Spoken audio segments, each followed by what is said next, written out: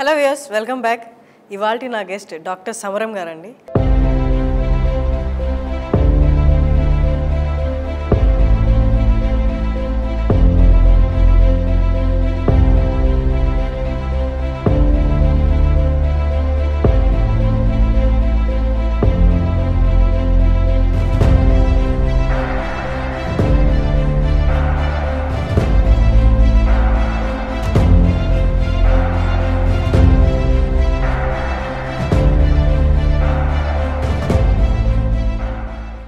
సమరం గారి గురించి నేను ప్రత్యేకంగా చెప్పాల్సింది ఏం లేదు. ఆయన అందరికీ తెలిసిన వాళ్ళే. పొద్దున్న లేస్తే మనం యూట్యూబ్లో చూస్తుంటాం, న్యూస్ పేపర్లో చూస్తుంటాం, బుక్స్లో స్వాతి బుక్స్లో చూస్తుంటాం, అండ్ న్యూస్ ఛానల్స్లో కూడా చూస్తాం. అవి కాకుండా సార్కే ప్రత్యేకంగా 10s ఆఫ్ ఛానల్స్ ఉన్నాయి, 20 ఛానల్స్ దాకా కూడా ఉన్నాయి. సో మన గెస్ట్కి వెల్కమ్ చెప్పేద్దాం. హలో సార్, నమస్తే సార్. సార్, నేను యాక్చువల్లీ మీ గురించి చదివి ప్రిపేర్ అవుతున్నప్పుడు ఇంటర్వ్యూ చేయడానికి మీకు టర్మినాలజీ ఏం యూజ్ చేయాలి, మిమ్మల్ని ఎలా అడ్రస్ చేయాలి అనుకున్నప్పుడు చాలా వరకు గూగుల్లో వికీలో ఉన్న వర్డ్ సెక్సాలజిస్ట్ అని ఉంది సార్. అసలు అది ఆ వర్డ్ యూజ్ చేయొచ్చా సార్? సెక్సాలజిస్ట్ అని అంటే సెక్సాలజీ ప్రాక్టీషనర్స్ అనొచ్చు. ఎందుకంటే సెక్సాలజిస్ట్ అనే కోర్స్ లేదు. ఇప్పుడు ఎలా అంటే ఆప్థల్మాలజీ, డెర్మటాలజీ ఇలాగ అలాంటి కోర్సెస్ ఇంతవరకు ఎక్కడ ఏ యూనివర్సిటీలో కూడా అఫీషియల్గా ఎక్కడ లేవు. మామూలుగా బయట వేరే తక్కిన వాళ్ళు పెట్టడం తప్ప సెక్సాలజిస్ట్ అని పెట్టుకోవాలంటే ఆథెంటిక్గా పెట్టుకోవడానికి యూనివర్సిటీ ప్రకారంగా లేదు. కానీ వీళ్ళు పెట్టేసుకుంటారు సెక్సాలజీ ప్రాక్టీస్ చేసేవాడు. అంచేత సెక్షువల్ ప్రాబ్లమ్స్ డీల్ చేసే వ్యక్తి, సెక్షువల్ మెడిసిన్ చేసే వ్యక్తి అని చెప్పుకోవాలన్నమాట. సెక్షువల్ ప్రాబ్లమ్స్ ట్రీట్ చేయడం అనేది. అంతేగాని సెక్సాలజిస్ట్ అంటే చెప్తున్నా కదా, ఆప్థల్మాలజీ వాళ్ళు ఉన్నట్లుగా, లేదా డెర్మటాలజీ ఉన్నట్లుగా, లేదా పిడియాట్రిషియన్ ఉన్నట్లుగా అలాగే ఉండాలి. అలాంటి కోర్సెస్ ఎక్కడా కూడా లేదు. అయితే దానికి సంబంధించిన కోర్సు అది విషయాలు డీల్ చేయడం అనేది కొంతమంది కొద్దిగా దాంట్లో ఎక్కువ నాలెడ్జ్ స్కిల్ డెవలప్ చేసుకుంటారు. ఇప్పుడు జనరల్ ప్రాక్టీషనర్ అయిన ప్రతి డాక్టర్కి కూడా ఈ సెక్షువల్ ప్రాబ్లమ్స్ గురించి ఉంటాయి. ఎందుకంటే సెక్షువల్ ప్రాబ్లమ్స్ ఎక్కడికల్లా దాంట్లో గైనిక్ సంబంధించి ఉంటాయి, మెడిసిన్ సంబంధించి ఉంటాయి, యూరాలజీకి సంబంధించి ఉంటాయి, న్యూరాలజీకి సంబంధించి ఉంటాయి, కార్డియాలజీకి సంబంధించి ఉంటాయి, జనరల్ హెల్త్కి సంబంధించిన అన్నీ ఉంటాయి. దాంట్లో సైకాట్రిక్ సంబంధించిన కూడా ఉంటాయి, సైకాలజీ ఉంటాయి, ఇవన్నీ ఉంటాయి. ఇవన్నీ కలిస్తేనే సెక్షువల్ ప్రాబ్లమ్స్ డీల్ చేయడం ఉంటుందన్నమాట.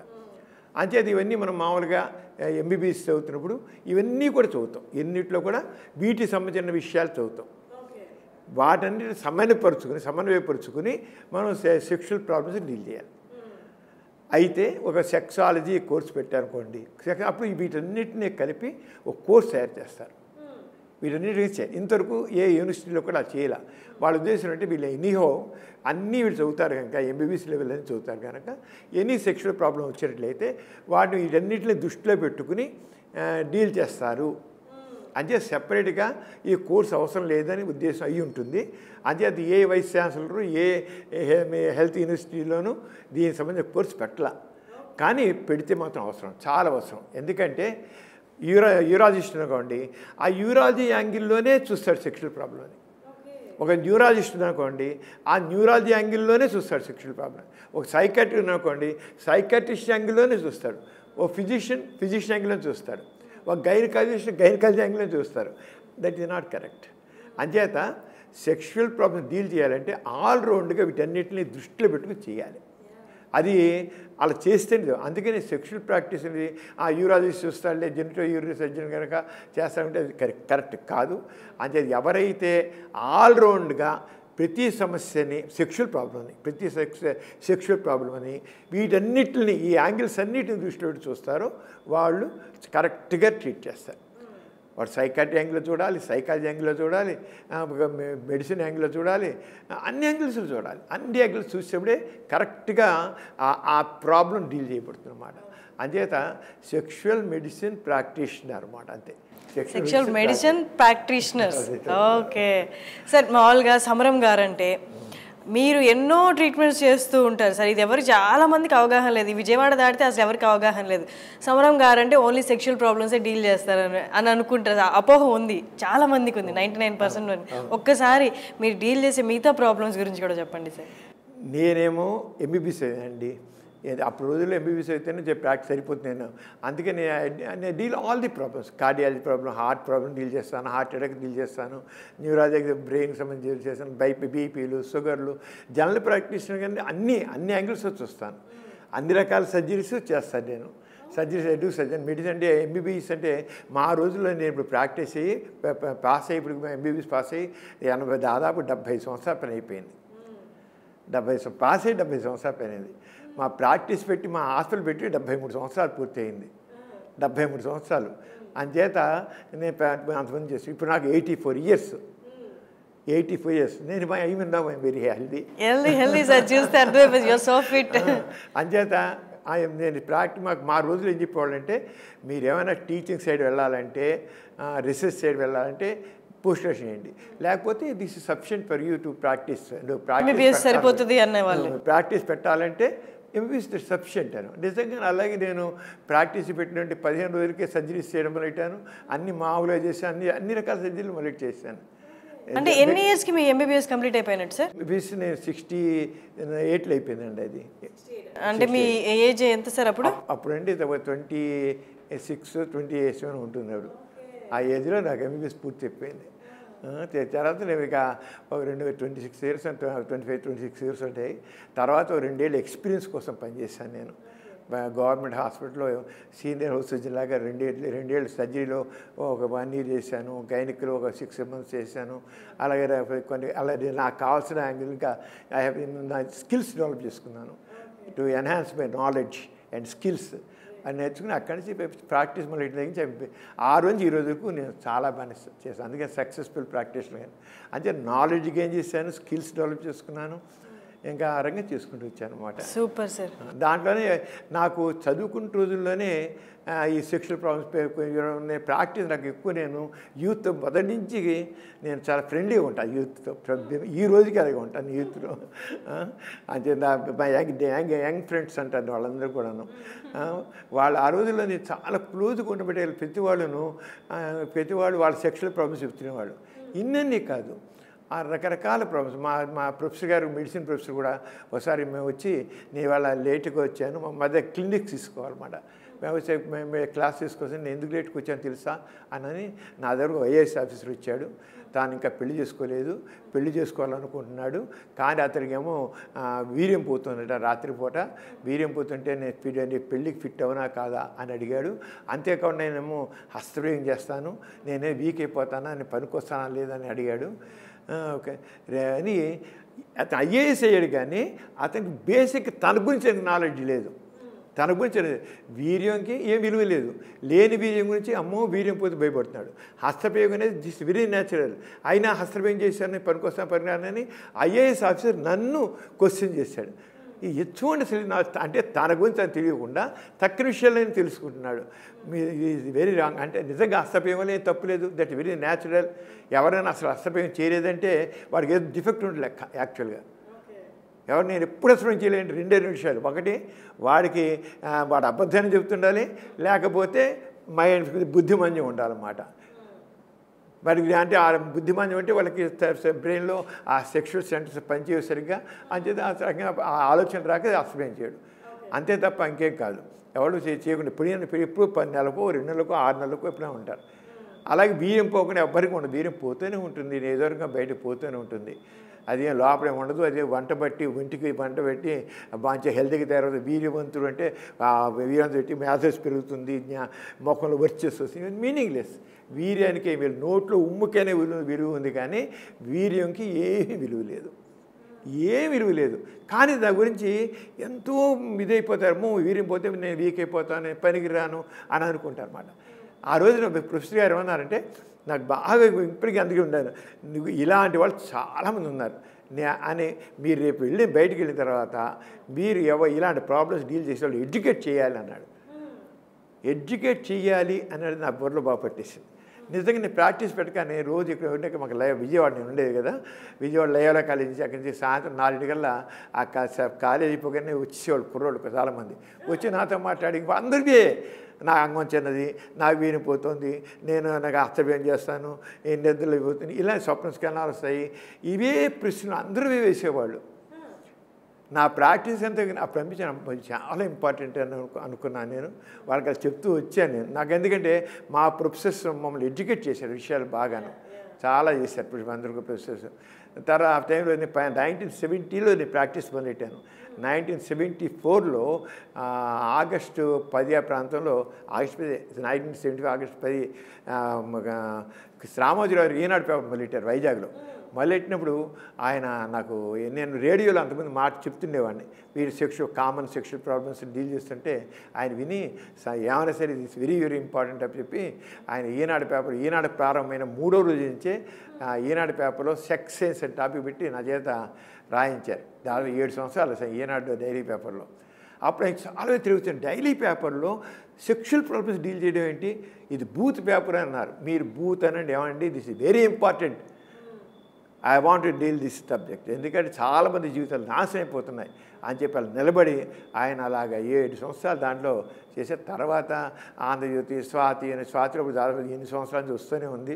మళ్ళీ స్వాతి మళ్ళీ సంవత్సరం నుంచి నేను స్వాతి పేపర్లోనే వస్తుంది. మధ్యలో ఏదో ఒక 1-2 ఏళ్ళు గ్యాప్ వచ్చింది, కానీ తర్వాత మళ్ళీ మామూలుగా వస్తుంది రెగ్యులర్ డీల్స్. ఎన్ని లక్షలండి ఉత్తరాలు చెప్పని అవి కాదు, నేను కొన్ని లక్షల ఉత్తరాలు ఓపెన్ చేయాల.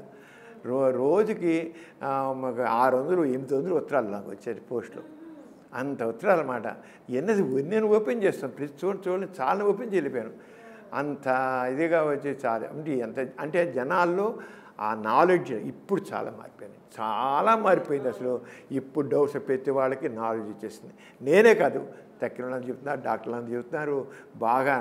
ఆ రోజులో నేను ఒక్కడే చెబుతుంటే ఆయుర్వేద డాక్టర్లు వీళ్ళందరూ వాళ్ళు మన ఆయుర్వేదంలో చాలా గొప్పగా చెబుతారు, బీజం విలువ అలాగని చెప్తారు. దాంతోనేమో వాళ్ళు నేను సమరం పిచ్చెక్కిందా, సమరం కాదంటాడా, ఇవన్నీ ఎందుకు వీర్యం విలువ కాదంటాడా అని అవి పుస్తకాలు కూడా రాశారు నా మీద. నేను యూత్ చెడగొట్టేస్తున్నాను, వాళ్ళ బతుకులు నాశనం చేసేస్తున్నాను అని చెప్పి ఒకళ్ళే 19 సమరాన్ని అరెస్ట్ చేయాలి, జైల్లో పెట్టాలి. అసలు నేను ఎదుర్కొని ఎక్కడిని వెళితే నా మీద కరపతాలు. నేను జూనియర్ చిన్న పిల్లలకి నుంచి ఎలిమెంటరీ స్కూల్ నుంచి యూనివర్సిటీ లెవెల్ దాకా కొన్ని వందల స్కూల్స్లో, కాలేజీలో, యూనివర్సిటీలో నేను గురించి మాట్లాడాను. ఉద్యమంగానే చేశాను, పేపర్లో రాయడం కాకుండా. చేసిన కొన్ని చోట్ల మీటింగ్ పెడుతుంటే వచ్చి కరపత్రాలు వేసి సమరం చెప్పేదంతా బూతు వినకండి, సమరాన్ని అరెస్ట్ చేయాలి అని కరపత్రాలు పెంచుకునేవాళ్ళు. అంటే జస్ట్ నాలెడ్జ్ షేర్ చేస్తుంటే వాళ్ళు ఎంత వ్యతిరేకత ఉంది చేసి నన్ను ఇంత కదన్నమాట. అసలు నేను సమరాన్ని అరెస్ట్ చేయాలి, పోలీస్ కమిషనర్కి వెళ్ళి విజయవాడ మీటింగ్లో పెట్టి పోలీస్ కమిషనర్కి సమరాన్ని అరెస్ట్ చేయండి, అది యూత్ చెడగొట్టేస్తున్నాడు అని చెప్పేసి నేను చెప్పేది తప్పు అని చేసి ఉన్నాయి. ఓకే, అదేమో నేను చెప్పే సైన్స్ చెప్తున్నాను, నా సొంతం ఏం కాదు, సైన్స్ తేల్చిన నిగ్గు సత్యాన్ని నేను చెబుతున్నాను. ఇప్పుడు హ్యావ్లికిల్స్ కానివ్వండి, మాస్టర్సన్ జాన్సన్స్ కానివ్వండి, కిన్సే కానివ్వండి, వాళ్ళందరూ దీని గురించి ఎంతో స్టడీ చేసి వాళ్ళ రీసెర్చ్ ఫైండింగ్స్ అన్నీ ఇచ్చారు. అవన్నీ వాటి గురించి నేను చెప్తాను నేను. కానీ ఆ రంగా అలాంటి దాంట్లో చాలా చేసి ఈ రోజున చాలా మార్పు వచ్చాను. Very happy. ఎంత అంటే ఒక మొట్టమొదటి రోజులు మాత్రం చాలా వ్యతిరేకత ఎదుర్కొన్నాను. అంటే అప్పుడున్నటువంటి భావాలకు వ్యతిరేకంగా మాట్లాడాం కనుక వాళ్ళకి తప్పు అనిపించింది. నేను తప్పు కాకపోయినా నా తప్పు అన్నారు అప్పుడు. ఇప్పుడు ఆ భావం పోయింది. సార్ కరెక్టే సార్ మీరు చెప్పినట్టు.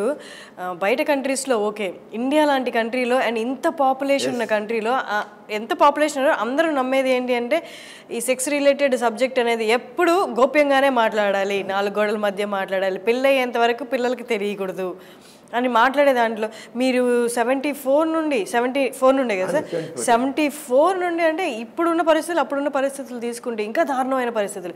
ఎవరు నోరెత్తి మాట్లాడే వాళ్ళు కాదు, మాట్లాడుతున్నా పక్కకి వెళ్ళిపోయేవాళ్ళు వాళ్ళని చెడుగా. అలాంటప్పుడు మీరు పబ్లిక్లోకి వచ్చి నేను ఇది సబ్జెక్ట్ తీసుకొని మాట్లాడగలను అని మీకు ఎక్కడి నుంచి వచ్చింది సార్ స్కోప్? అసలు అంత ధైర్యం ఎక్కడి నుంచి వచ్చింది? మీ సబ్జెక్ట్ మీద ఉన్న ధైర్యం ఓకే, బట్ జనాల్లోకి వెళ్ళి మాట్లాడాలంటే ఎట్లా? నిజం చెప్పిన భయపడింది ఏంటండి, మా నాన్నగారి వల్ల వచ్చిందండి. మా నాన్నగారు గోప్రధాన గోరా గారు, ఆయన చాలా సనాతన కుటుంబంలో పుట్టారు, కానీ ఆయన నాస్తికులు అయ్యారు. సత్యం నాది దేవుడు లేదు అన్నారు అంతే. దేవుడు ఊహ మాత్రమే, ఊహే కదా అబద్ధం కూడా. ఊహ అది ఏమాత్రం ఇదే సరే, ఏది నిర్ధారణకి నిలవంది ఊహ అంతే దర్శాలు. అది మీ అభిప్రాయం, అది వాస్తవం కాదు. ఆ ఊహకి ఎందుకు దాసం అవ్వాలి? మనిషికి ఒక దైవాధీనం, ప్రార్థించడం, వాళ్ళకి దానికి స్లేవ్ మైండ్, మనుషుల్లో బానిస ప్రవృత్తి వెళ్ళిపోతుంది. నో, మనిషి సర్వస్వతంత్రుడు, మనిషికి పూర్తి స్వేచ్ఛ ఉంది, తాను చేయగలడు. అంతేగాని తాను ఒకటి తెలిసిన దైవం ఒకటి తెలుసునని చెప్పి అలా కాదు. కర్మ సిద్ధాంతాలు ఇవన్నీ పనికిరావు. పూర్వజన్మ పునర్జన్మ లేవు, స్వర్గం నరకం లేవు. అంచేత ఏదైనా సరే సత్యం మీద ఉండాలి, వాస్తవికత నిర్ధారణ అవ్వాలి. సైన్సే దీనికి సరైన పరిష్కారం. సైన్స్ ద్వారా వీళ్ళు తెలియపోతే తెలుసుకుంటాం.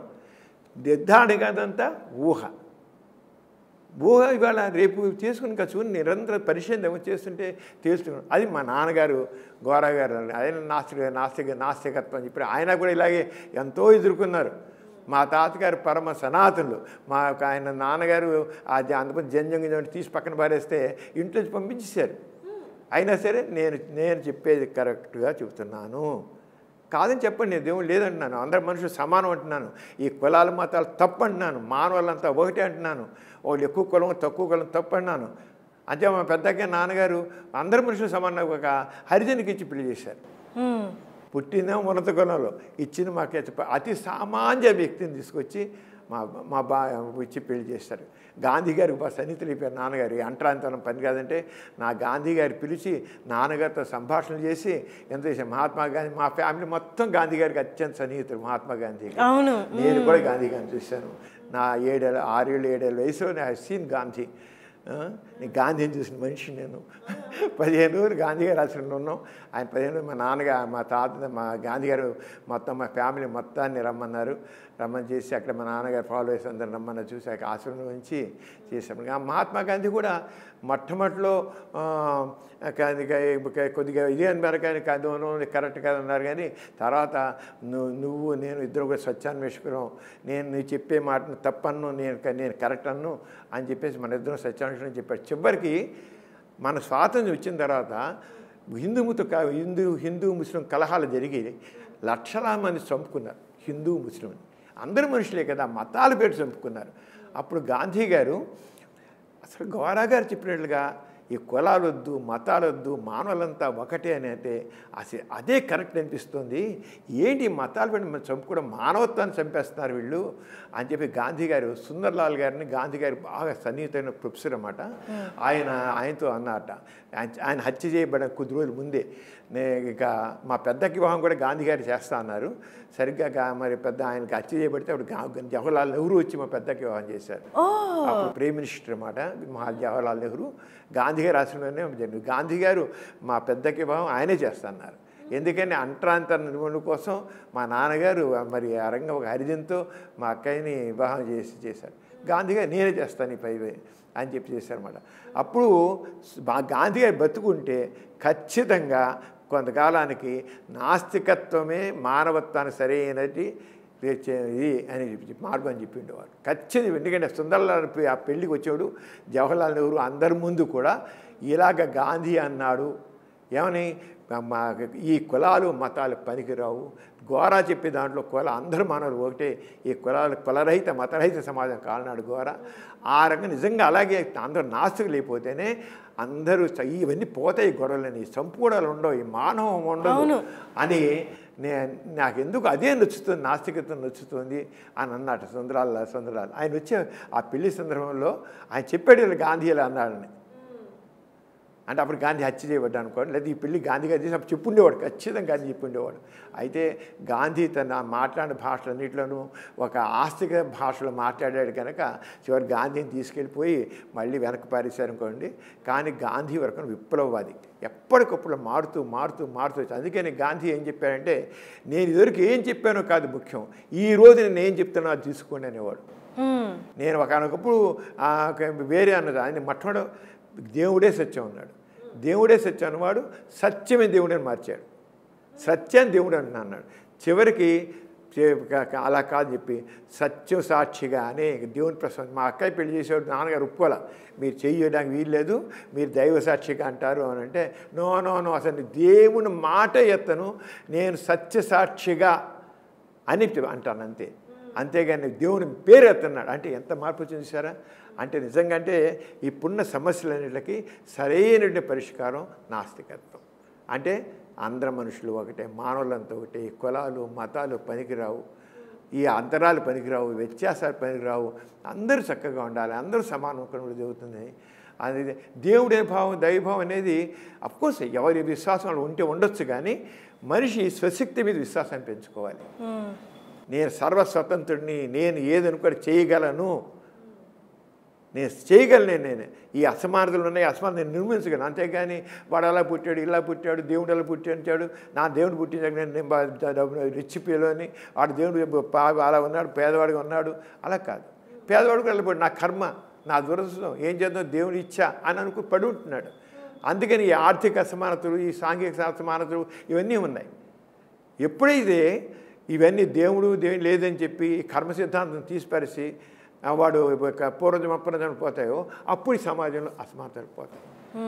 అందుకని గోరా గారు చెప్పిన నిజంగా మన కోయిల కులాంతర మతాంతర సమాజం రావాలి, ఆ వచ్చినవి చేయవచ్చు అన్నమాట.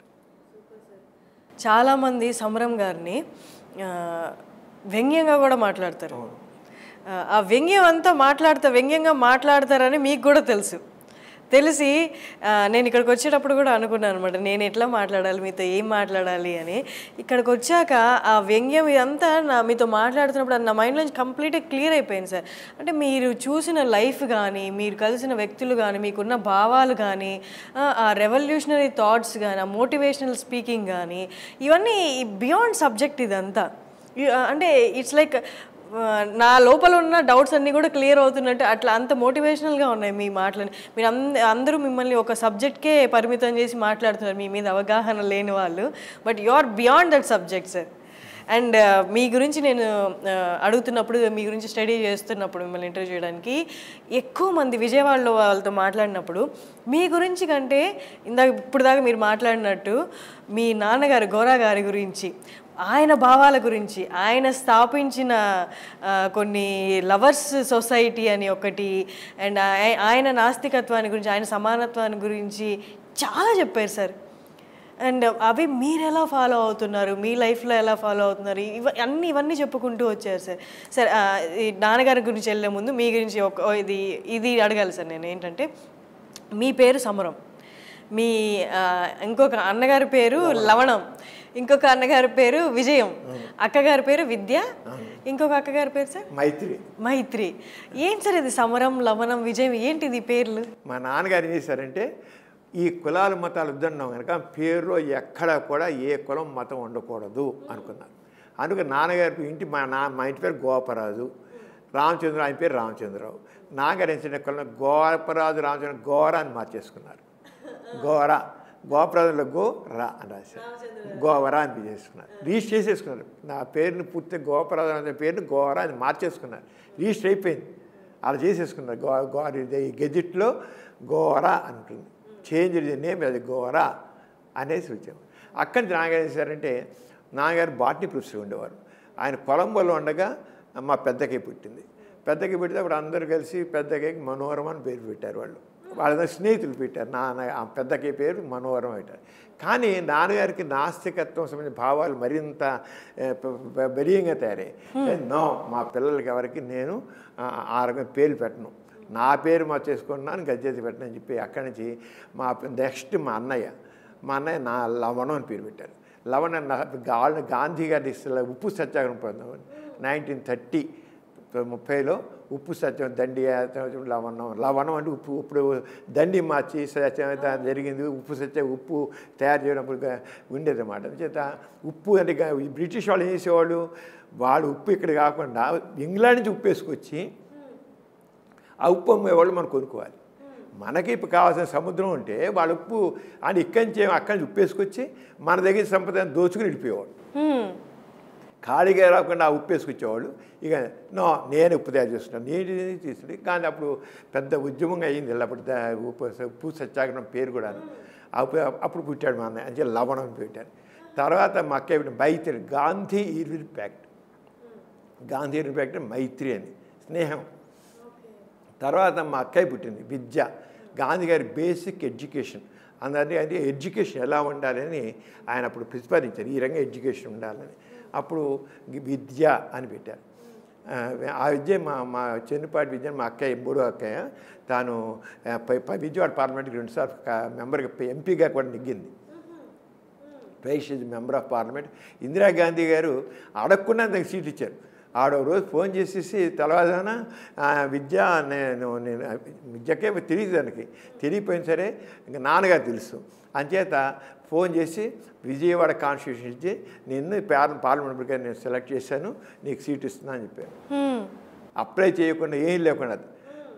అప్పుడు కేఎల్ రావుని ఆయన జనతా పార్టీలో ఉన్నారు, ఆయన అంతకు మినిస్టర్ కూడా చేశాడు. ఆ కేఎల్ రావు మీద విద్యకి అని పెట్టింది. ఆడ పెడితే విద్యకి మరి మొట్టమొదటి కానీ తర్వాత తను విద్య ఒప్పుకుంది. తను నెగ్గింది కూడా 1 lakh మెజారిటీతో నెగ్గింది తను. ఇందిరాగాంధీ ఇచ్చిన సీట్ ఇచ్చింది తను. ఇక నేను ఇవాళ ఒక సోషల్ వర్కర్ వాళ్ళకి ఇవ్వాలి నేను అనుకునిస్తున్నాను, నేను సామాజిక ఇది అని చెప్పి తను ఎంపీ. తర్వాత విద్య అయిపోయాక విజయం. మా నాన్నగారు అంతా గాంధీ గారితో మొట్టమొదటి గాంధీ గారి ప్రభావం బాగుంది మా నాన్నగారి మీద. ఆ రోజుల్లో అందరికి కూడా మారుభావాలు అందరికీ స్వాతంత్ర్య ఉద్యమంతో సంబంధం ఉన్నవాళ్ళే కదా అందరు నాన్నగారికి కదా. దాదాపు ఆ రోజుల్లో ఉన్నటువంటి కొద్దిగా ఎలైట్ పీపుల్ అందరికీ గాంధీ ఇంపాక్ట్ ఉంది, ఫ్రీడమ్ మూమెంట్కి ఇంపాక్ట్ ఉంది, అన్నీ ఉన్నాయి. అంటే అన్ని గాంధీ గారి ప్రభావం నాన్నగారు చాలా ఉంది. అని విజయ్ అప్పుడు కాంగ్రెస్ ఎలక్షన్స్ జరిగేవాడు. ఆ ఎలక్షన్ దాంట్లో కాంగ్రెస్ అన్ని రాష్ట్రాలు వచ్చింది. వస్తే విజయం అని చెప్పి కాంగ్రెస్ విజయం అని పెట్టాడు సక్సెస్. తర్వాత నేను 1939లో సెకండ్ వరల్డ్ వార్ ప్రారంభంలో నేను పుట్టాను. సమరం మీన్స్ వార్ అంటే సెకండ్ వరల్డ్ వార్ అని పెట్టాను, సమరం పెట్టారు. తర్వాత మా తమ్ముడి పేరు నియంత అని అంటే అప్పుడు ముసోల్ని, హిట్లరు, స్టాలిను ఉన్న ఆ టైం అనమాట. ఆ పీరియడ్లో మా బ్రదర్ పెట్టాడు తమ్ముడు. పెడితే నియంత డిక్టేటర్. వాళ్ళందరూ డిక్టేటర్స్ కదా, హిట్లర్ కానీ, ముసోల్ని కానీ, స్టాలిన్ కానీ అంటే నియంత అని పేరు పెట్టారు. తర్వాత మా ఇంట్లో వాళ్ళందరూ మా అమ్మ, మా అక్కయ్య, మా అన్నయ్య, మా నాన్నగారు అందరూ జైలుకి వెళ్ళారు స్వాతంత్ర్య ఉద్యమంలో. ఫ్రీడమ్ అందరినీ అరెస్ట్ చేశారు. నాన్నగారు చాలా యాక్టివ్గా పార్టిసిపేట్ చేశారు. అంచేత ఆ నాన్నగారిని అరెస్ట్ చేశారు, అమ్మని అరెస్ట్ చేశారు, మా మేనతను అరెస్ట్ చేశారు, మా అక్కని అరెస్ట్ చేశారు. విజయవాడ అంటే ముదునూరు అనే గ్రామంలో ఉండేవాడు. మా నాన్నగారు రిజైన్ చేశారు, బాటనీ ప్రొఫెసర్గా ఉన్నవాడు రిజైన్ చేసి ఇంకా పూర్తిగా వచ్చారు. వచ్చి అక్కడప్పుడు ఉన్నప్పుడు ఇంకా స్వాతంత్ర ఉద్యమం నుండి మొత్తం ఇక్కడ ముదునూరు అనే గ్రామంలో మొట్టమొదటి బందర్లో పనిచేసి వచ్చేవారికి అక్కడ నాన్నగారిని ఏం చేసినట్టు నాస్తికత్వం గురించి మాట్లాడుతుంటే మాట్లాడి ఉద్యోగం తీసేస్తున్నారు. తీసేసిన ఇక్కడ కూడా మచిలీపట్నంలో కూడా తీసేస్తే నాన్నగారు 2 సార్లు తీసేకల్లా ఇంకా నేను మానేసచ్చు వరకు నాస్తికత్వం గురించి మాట్లాడి వీలు లేదు, రెస్ట్రిక్షన్స్ నువ్వు నాస్తికత్వం మాట్లాడక వీలు లేదు అని.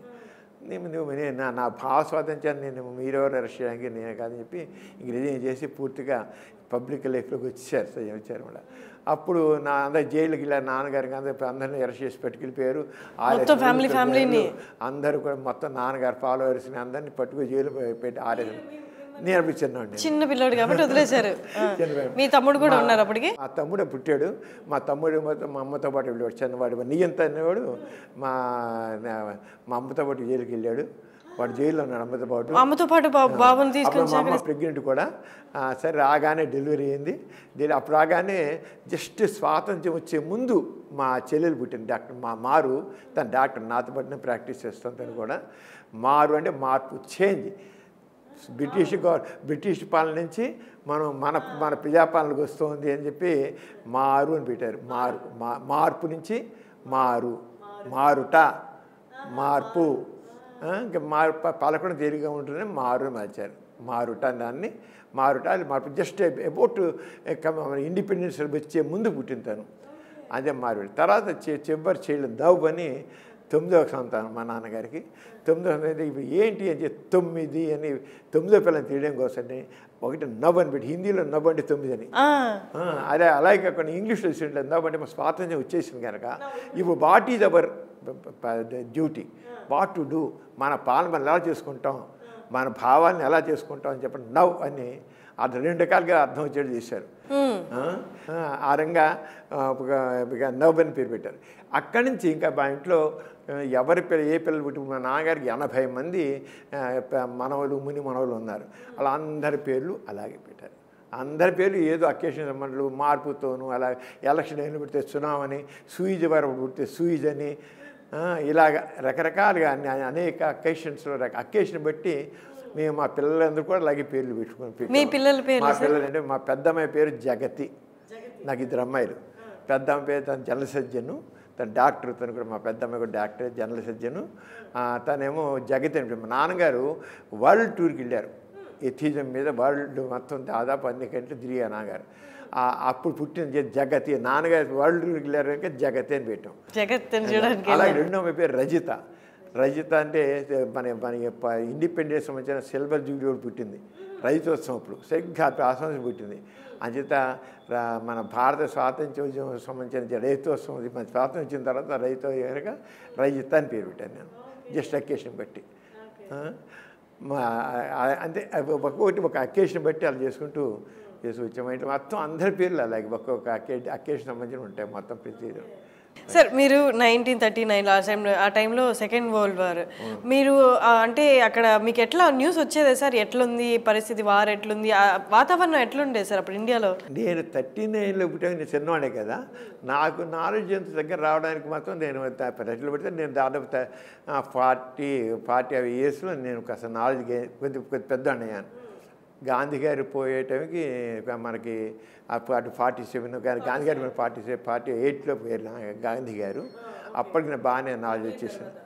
అప్పుడు గాంధీ 1930 40 అనుకోండి, 48 గాంధీ గారు. అప్పుడు 8 years 9 years నాకు 9 years. ఆ టైం మాత్రం నా నాలెడ్జ్ అప్పుడు మాత్రం అండి. యాక్చువల్ చెప్పాలంటే నేను చాలా చూశాను, బ్రిటిష్ పాలన కూడా కొంచెం చూశాను. స్వాతంత్ర్యం చూసాను. అప్పుడు ఎంతో దారిద్ర్యం ఉండేది, అసమానతలు ఉండేవి. ఎంత అసమానతలు అంటే ఒక హరిజన్ ఉన్నానుకోండి, వాడు మన మామూలుగా జనం అందరూ ఉండే ఇళ్ళ ఊళ్ళోకి రావాలంటే వాడు ఎంతో వంగి నడవాల్సి వచ్చేది. ఇప్పుడు అవి అగ్రహారాలు ఉండేవి, అగ్రహారాలు ఆ బ్రాహ్మిన్స్ సపరేట్గా ఒక ఇల్లు సముదాయం ఉండేది. అక్కడ ఏమైనా హరిజన్ వెళ్ళలేడు, అసలు వెళ్ళాలంటే హరిజన్ వెళ్ళాలంటే వాడు చెప్పులు తీసుకుని నెత్తిని పెట్టుకుని వంగి నడుచుకుంటూ వెళ్ళాలి. అగ్గాడు మంచినీళ్ళ బావులు అగ్ర కులసులకి వేరే మంచినీళ్ళ బావి, మామూలు వాళ్ళకి వీళ్ళకి వేరే మంచినీళ్ళ బావి. మంచినీళ్ళు కూడా బావులు కూడా వేరే. అప్పుడు ఇవి కొలాయిలు అని ఎక్కడున్నాయి లేవు, అంటే మా అయితే కొట్టుకునే పంపు ఉండేవి కానీ కొలాయిలు ఏం లేవు కదా. అలాగా అప్పుడు రోజుల్లో మనుషుల్ని ఎంతో హీనంగా చూసేవారండి నిజంగాను. సార్ అది నాకు ఒక డౌట్ ఉంది సార్, అక్కడ ఆల్రెడీ బ్రిటిషర్స్ వచ్చి మన మీద మొత్తం చూపిస్తున్నారు, వాళ్ళ రూల్ అంతా చూపిస్తున్నారు. అక్కడి నుంచి ఒకటి బాధుడైతే వీళ్ళలో వీళ్ళు మనలో మనం ఎందుకు పెట్టుకున్నాం అసలు? అంతా ఇండియన్స్గా ఉన్నప్పుడు ఒక పక్క పైనుంచి పడుతున్నాయి దెబ్బలు, మనం మళ్ళీ వీళ్ళు కొట్టుకోవడం, నువ్వు అగ్రకులము, నువ్వు పనికిరాని అంటరాని వాడవని అట్లా ఎందుకు చేసుకునేవాళ్ళు సార్ రెండు వైపుల నుండి? ఇప్పుడు మనకి సమానత్వ భావం వచ్చింది కనుక మనం ఈ రంగా ఇప్పుడు మీరు అడిగే ప్రశ్న, ఆ రోజులు సమానం అనే భావం లేదు జనాల్లో. అగ్ర కొలుసులు నిమ్మన కొలుసులు, హిందువులు ముస్లింలు అన్నీ వేరు. అంటే బ్రిటిష్ వచ్చాక ఇంకా విభజించు పాలితుల్లాగా చెప్పి రెచ్చగొట్టి జనాలను వేరుగా చేసి ఇంకా పెంచి పోషించారు వాళ్ళు. అది కాదు మన సమాజంలోనే ఈ మతతత్వం ఉండబట్టి, కులతత్వం ఉండబట్టి మనుషుల మధ్య ఇన్ని అంతరాలు సృష్టింపడ్డాయి బాగాను. నేను గొప్ప అంటే నేను గొప్ప. అందుకని గాంధీ అంత ఇదిగా అంతరాంతరం నిర్మూలన కోసం కృషి చేశాడు. అంబేద్కర్ అంత చేశాడు. మరి రకరకాల విధవాలు ఆ రోజు బాల్య వివాహాలు జరిగిపోతుండే. ఎంత ఆడపిల్ల రజస్సులు కాకముందు పెళ్లి చేసేయాలి, రజస్సులు కాదు పెళ్లి చేసే మహాఘోరం అనేవాళ్ళు. మీకు 8-9 years ఉన్న అప్పుడు ఆ టైంలో కూడా ఇది బాల్య వివాహాలు జరిగాయి. చాలా నా చిన్నతనం ఎన్నో బాల్య వివాహాలు చూశాను. మన ఈ బాల్య వివాహాలు మన చాలా మన 2000 ఎంత 70 ప్రాంతాలకు బాల్య వివాహాలు ఇప్పటికీ దొరుకుతాయండి బాల్య వివాహాలు. అప్పుడు చాలా ఎక్కువగా ఉండేవి బాల్య సతీసహగమనం ఉండేది సార్ మీరున్న టైం లేదు కదా? నేను చిన్నప్పుడు మాత్రం చాలా బాల్య వివాహాలు చూశాను. 10 ఏళ్ళకి 12 ఏళ్ళకి 14 ఏళ్ళకి 15 ఏళ్ళు 13-14 ఏళ్ళు ఆడపిల్లకి పెళ్ళి అయిపోయేది అంతే. ఆడపిల్లకి పెళ్ళి అయిపోవాలి. రజస్సులు అయ్యాక ఆడపిల్ల ఇంట్లో ఉన్నట్లయితే అరిష్టం అంతే. ఆడపిల్ల అనేది అసలు పనికి ఉంటే అసలు ఆ తల్లిదండ్రుల గుండె మీద కుంపటి, నిప్పులు కుంపటి ఆడపిల్ల అంటే. చంపేసేవాడు కదండి ఆడపిల్లని, భయంకరంగా చంపేసేవారు కదా. అంటే పిల్లలు తెగ పుడుతుండేవాళ్ళు అనుకోండి, ఆడపిల్ల పెళ్లి చేయడం కష్టం, ఆడపిల్ల పెంచడం కష్టం. ఎంత భయంకర ఇప్పటికీ మనస్తత్వం కొంతమందిలో ఉంది. ఈ ఆడపిల్ల ఏం తక్కువండి అసలు? ఆ జెండర్ డిస్క్రిమినేషన్ అనేది చాలా ఎక్కువ ఉండేది. అందుకని ఆడవాళ్ళని అలాగే విధవాలు ఎన్ని అయిపోయినప్పుడు ఎంతమంది విధవలు అయిపోయింది. విధవలు అంటే భర్త చనిపోయిన తర్వాత భార్య కూడా చనిపోవాలన్నది మీ టైం మాదే అప్పుడు సాగుమనం జాబ్ లేదు, అప్పుడు సతీ సాగుమనం అప్పుడు అప్పటికి లేదు, ఎప్పుడు ఇంకా అప్పటికి లేదు. ఇప్పుడు రాజారామన్ రాయ్ మరి దానంతా పూర్తిగా చేశాడు కనుక చాలా ఎంత ఘోరం చెప్పండి సత్యశివను. భర్త చనిపోయాక భార్య చిత్తిపడి చచ్చిపోవాలని చేసి ఇది తీసి పగలెట్టి అది ఎంత ఇన్హ్యూమన్ ఆచారాలు సాంప్రదాయాలు అండి అవి. ఇవన్నీ మనం ఏదో మన కల్చర్ కాదు, చాలా భయంకరమైన భావాలు ఇవన్నీ. అలాగే బాల్య వివాహాలు, అలాగే ఒక భర్త చనిపోతే ఒక చిన్న బాల్య వివాహాలు చేసేవాడు, భర్త చచ్చిపోయేవాడు, చచ్చిపోతే ఈ అమ్మాయికి గుండు చేసేసి తలజీరు కట్టేసి ఇంట్లో కూర్చోబెట్టేసేవాళ్ళు. జీవితాంతం బాధ్యత కదా, ఎంత ఘోరం అండి అసలు. అసలు ఆడ ఎంత చెప్పాలంటే అసలు ఎలా అప్పుడు లోకం ఎలా భరించిందంటే అది ఒక ఆనవాయితీగా తీసుకున్నారు అన్నమాట. అంతే, హృదయాన్ని చంపుకున్నారు, మనసును చంపుకున్నారు అంతే. అది అంతే కాబోలు, ఇంతే కాబోలు. అలాగే వీళ్ళు కూడా అలాగే ఉన్నారు, వాయిస్ లేకుండా. ఆడపిల్లలు కూడా ఏమా చదువు లేదు, వాయిస్ లేదు, ఇది ఇంతే మనం పొడి ఉండాలని ఒక బానిస మనస్తత్వం ఉండిపెట్టి అదే ఘోరగా అయిపోయింది. ఈ బానిస మనస్తత్వం పనికిరాదు, లిబరేట్ అవ్వాలి. ఆడవాళ్ళు ఇప్పటికీ ఇంకా ఉందండి. ఎందుకు ఉండాలండి పడి ఉండాలి అసలు? ఆడవాళ్ళు ఎందుకు పడి ఉండాలి? ఆడవాళ్ళు మగవాళ్ళకి ఏం తీసిపోయి నన్ను అడిగితే ఆడవాళ్ళు మగవాళ్ళకంటే ఎక్కువ నన్ను నేను అడిగితే మనం నేను always say ladies are better than gents. Intellectually everything that better than this. వాళ్ళకి ఎక్కువ బయలాజికల్లీ స్ట్రాంగర్ సెక్స్ లేడీస్ అనేవాళ్ళు. వాళ్ళు ఎక్సెస్ క్రోమోజోమ్స్ ఉంటాయి, లైంగిక క్రోమోజోమ్స్. వీళ్ళు మగవాళ్ళు ఎక్స్ అయ్యే ఉంటాయి. నిజంగా నా దృష్టిలో మాత్రం ఆడవాళ్ళు చాలా తెలివిగల వాళ్ళు, ఆడవాళ్ళు చాలా యాక్టివ్గా ఉంటారు. లేడీస్ నా దృష్టిలో చాలా మగవాడి దద్దములు, చాలామంది మగవాడు దద్దములు. కానీ పురుషాధిక సమాజం కనుక మగవాడు అధికారం చాలా ఇస్తున్నాడు, కానీ ఆడవాళ్ళు ఏ మాత్రం తక్కువ, ఎక్కువని కూడా అంటాను నేను. ఆడపిల్లలు ఎందుకని సార్ వాళ్ళు ఫిజికలీ స్ట్రాంగ్ అని, లేకపోతే ఫస్ట్ ఆడమ్ పుట్టాడు తర్వాత ఈ పుట్టిందనా సార్? అంతే, అది ఫిజికలీ ఆడమని కథలు అవన్నీ. ఆ కథలు పెట్టుకుని మనం అయిపోతామా, కథలు పెట్టేస్తాను అది అవన్నీ. నో, అసలు ఎట్టి పరిస్థితుల్లో కూడా జెండర్ డిస్క్రిమినేషన్ పనికి రాదు. ఆ విషయం మాత్రం చాలా గట్టిగా చెప్తాను. నో, అది విషయం చాలా గట్టిగా ఉండాలి. మన ప్రభుత్వాలు కూడా చాలా ఇప్పుడు ఇవన్నీ మార్పు వచ్చిందని చాలా మీ పుట్టిన దగ్గర నుంచి మీకు చాలా అంతా అసలు మా జనరేషన్కి మీరు చెప్తున్నవన్నీ ఏదో సినిమాలో చూసినట్టు అది నిజంగా జరిగాయి అన్నట్టు ఉంది సార్. కానీ జరిగాయి, ఘోరాలు జరిగాయి. అన్నీ కామన్. బాల వితంతులు ఏంటండి, గుండు చేసి కూర్చోవడం ఏంటండి, ఏంటి వాడేసి ఇవన్నీ. అందుకనే మనం పాతని గుర్తించాలి, మార్పు ఇవ్వాలి. మనం ఇంకా సమానత్వం వెళ్ళాలి, సమానత్వం వెళ్ళి తీరాలి. అప్పుడే మానవత్వం. ఇప్పటికీ ఇంకా కులాలు పెట్టి ఇప్పుడు వర్ణాంతవం చేసుకుంటే చంపేసేవాళ్ళు ఉన్నారు కదా ఇప్పుడు కూడా. ఇప్పటికీ ఎవరైనా కులాంతరం మనం చూసాం. ఒక అమ్మాయి ఒక హరిజన్ పెళ్లి చేసుకుంటే ఆ సొంత తండ్రి అల్లుడిని చంపేస్తారు కదా. అలా ఒక అతను ఒక హిందూ ముస్లిం పెళ్ళిళ్ళు చేసుకుంటే ఆ సొంత బ్రదరే తన బావని చంపేశాడు కదా. ఇలా ఎన్ని జరుగుతున్నాయి చూడండి. తన తండ్రే చంపేసే తన కూతురిని చంపేసే ఇన్సిడెంట్ మనం ఎన్ని చూస్తున్నాం. ప్రేమించి పెళ్లి చేసుకోండి. ప్రేమ అనేది అది చెప్పి వచ్చేది కాదు, సడన్గా అది ఆటోమేటిక్గా లవ్ ఈజ్ బ్లైండ్ అన్నట్టుగానే వస్తుంది. అది అంతే. లవ్ కలగడం అనేది అది ఆటోమేటిక్గా వస్తుంది, చెప్పి చేసేది. ఇవి ఎవరైనా ప్రేమించిన భయం ఏమి మన కులం కానీ కులాన్ని ఇప్పుడు ప్రేమించాలంటే ఇది మన కులస్తులు అవునా కాదా అని చూసి ప్రేమించడం. అది ప్రేమ ఎందుకు అవుతుంది? పరిచయం అవుతుంది అంతే. పరిచయం అవుతుంది, ప్రేమ అవుతుంది. అసలు ఎంత భయంకర ఈవెంట్ నా ఇప్పటికీ ఎన్ని వివాహాలు దొరికినాయి చెప్పండి. వర్ణాంతర వివాహాలు, మతాంతర వివాహాలు వెరీ లెస్. ఎంత మేరకు కులాంతర వివాహాలు, మతాంతర వివాహాలు ప్రమాదం జరుగుతాయో అంత మేరకు సమాజంలో సమానత్వం వస్తుంది. ఇలాగే ఉంటే మాత్రం సమానత్వం రాదు. అంచేత ప్రేమ వివాహాలని తప్పును ఎంకరేజ్ చేయాలి, రక్షణ ఇవ్వాలి వాళ్ళకి, ప్రభుత్వం తప్పును రక్షణ ఇవ్వాలి వాళ్ళకి, సపోర్ట్ చేయాలి, ప్రభుత్వం సపోర్ట్ చేయాలి, సంఘం సపోర్ట్ చేయాలి. అలాగే అప్పుడే సమాజం, లేకపోతే మాటల వరకు ఉంటుంది సమాజం అంతా. సార్ ఓకే సార్, అది కులాంతర వివాహాలు చేసుకుంటున్నారు సార్. 80s 90s అండ్ 2000 వరకు కూడా తీసుకున్న కులాంతర వివాహాలు చేసుకున్నారు, వాళ్ళు చక్కగా సంసారాలు చేశారు, పిల్లల్ని కన్నారు, అంతా బాగానే ఉంది సార్. కానీ ఇప్పుడు జనరేషన్ ఏంటి అంటే కులాంతర వివాహాలు చేసుకున్న పేరెంట్స్ ఎలా ఉన్నారంటే వీళ్ళకున్న ఇమ్మెచ్యూరిటీకి వీళ్ళకున్న దాని కులాంతర వివాహాలు చేసుకున్న ఎన్ని రోజులు కలిసి ఉంటారని వాళ్ళే వదిలేస్తున్నారు సార్. ఇప్పట్లో ఎక్కువ ఫెయిల్యూర్స్ ఉన్నాయి కదా సార్ మ్యారేజెస్. అది అక్కడ ఇప్పుడు ఏంటి అయిపోయినంటే ఆ పురుషాధిక భావం ఇంకా మగాళ్ళు ఉంది.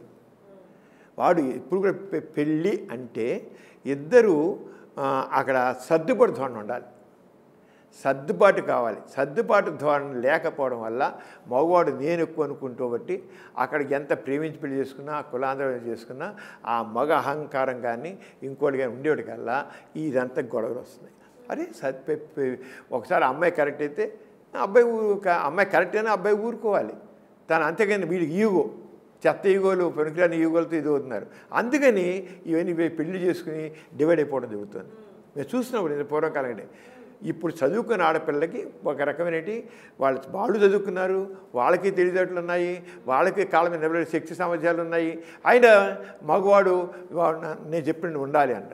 ఇప్పుడు ఆడ ఊరుకోదు. అలాగే తనకి ఏదైనా సరే తనకి స్వాతంత్ర్యం తను చేస్తుంది, తనకు స్వేచ్ఛగా ఉంటుంది, తను స్వేచ్ఛగా ఆలోచించగలదు, చేసుకోవాలి, బతకగలదు ఉంది కనుక అణిచివేతకి గురి. ఇప్పుడు అణిచివేతకి పడేవాడు ఎవరు లేరు, ఆడపిల్ల ఉండదు. ముందే నువ్వు నన్ను చంపింది అనే నిర్ణయం ఇప్పుడు ఆడపిల్ల తీసుకుంది. అది కావాలండి, ఏం పర్వాలేదు, ఎందుకని పడి ఉండలాగా, ఎందుకు పడి ఉండాలంటాను.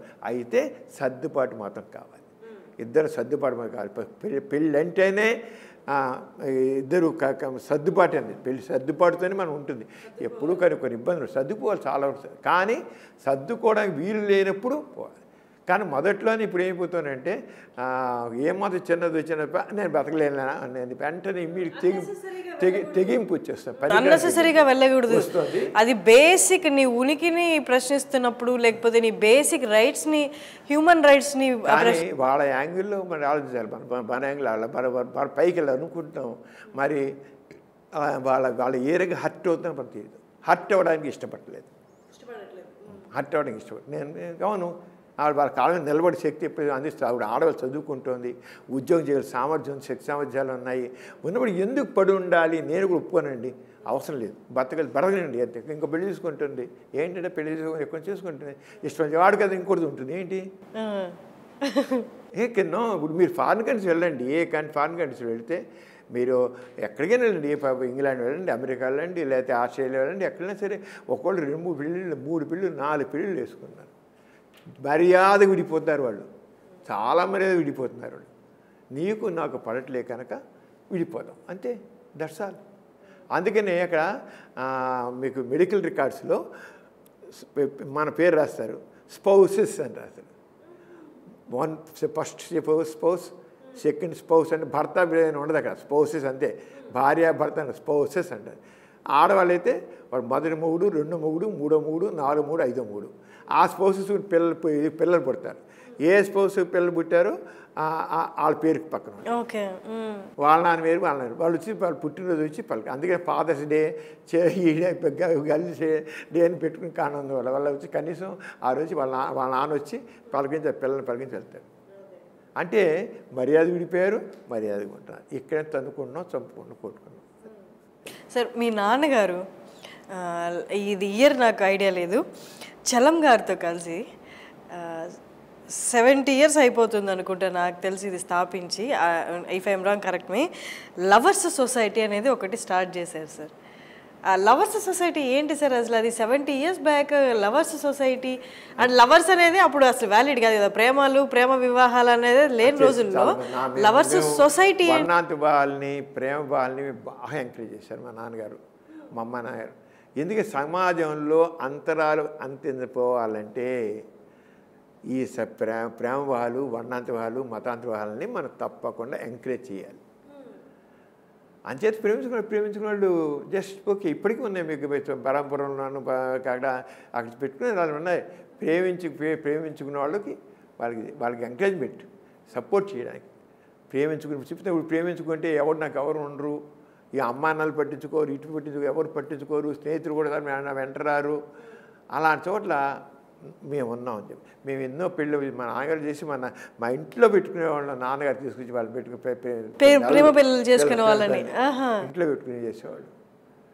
ఇంట్లో పెట్టుకుని వాళ్ళకి అన్నీ చూసి వాళ్ళని పిలిచి ఆ పేరెంట్ని పిలిచి మాట్లాడి చివరికి వాళ్ళు వీళ్ళొక పిల్లలు పుట్టి ఆ పిల్లలు పుట్టితే మేము మా హాస్పిటల్లో అందరినీ వాళ్ళు చేసి కడుపులు వస్తే చేసి పిల్లల్ని కాన్పులు చేసి చివరికి పిల్లలు పుట్టే కూడా వస్తారు వాళ్ళు అప్పుడు ఎవరు వస్తారు అప్పుడు అడాప్ట్ చేస్తారు. అలాగే ఎట్లా సార్ నాన్నగారు చలం గారు ఎలా సార్ ఫ్రెండ్షిప్ ఇద్దరు కలిసి లవర్స్ సొసైటీ అనేది? ఇద్దరికి స్త్రీ స్వేచ్ఛ, స్త్రీ స్వేచ్ఛ, స్త్రీ గౌరవం, స్త్రీని తక్కువ చేయడానికి వీలు లేదు. స్త్రీ కూడా పురుషునితో సమానంగా ఉండాలి, స్త్రీ అడిగి ఉండకూడదు. చలం గారికి ఒకటే చెప్పారు, నాన్నగారికి అది చెప్పారు. చలం అదేగా చెప్పింది, స్త్రీ స్వేచ్ఛ అన్నాడు. తప్పులేదు, నిజమే, కావాలి, తప్పకుండా కావాలి. స్వేచ్ఛ అంటే విచ్చలబెడతాం కాదండి, అది గుర్తుంచుకోవాలి. విచ్చలబెడతాం మాత్రం కాదు. అడిగి ఉండవలసిన పని లేదు, స్త్రీకి అణిచివేత పనికి రాదు. చలంగా చెప్పాడు. అదే మనం ఆలోచిస్తే చలం చెప్పి కరెక్టే.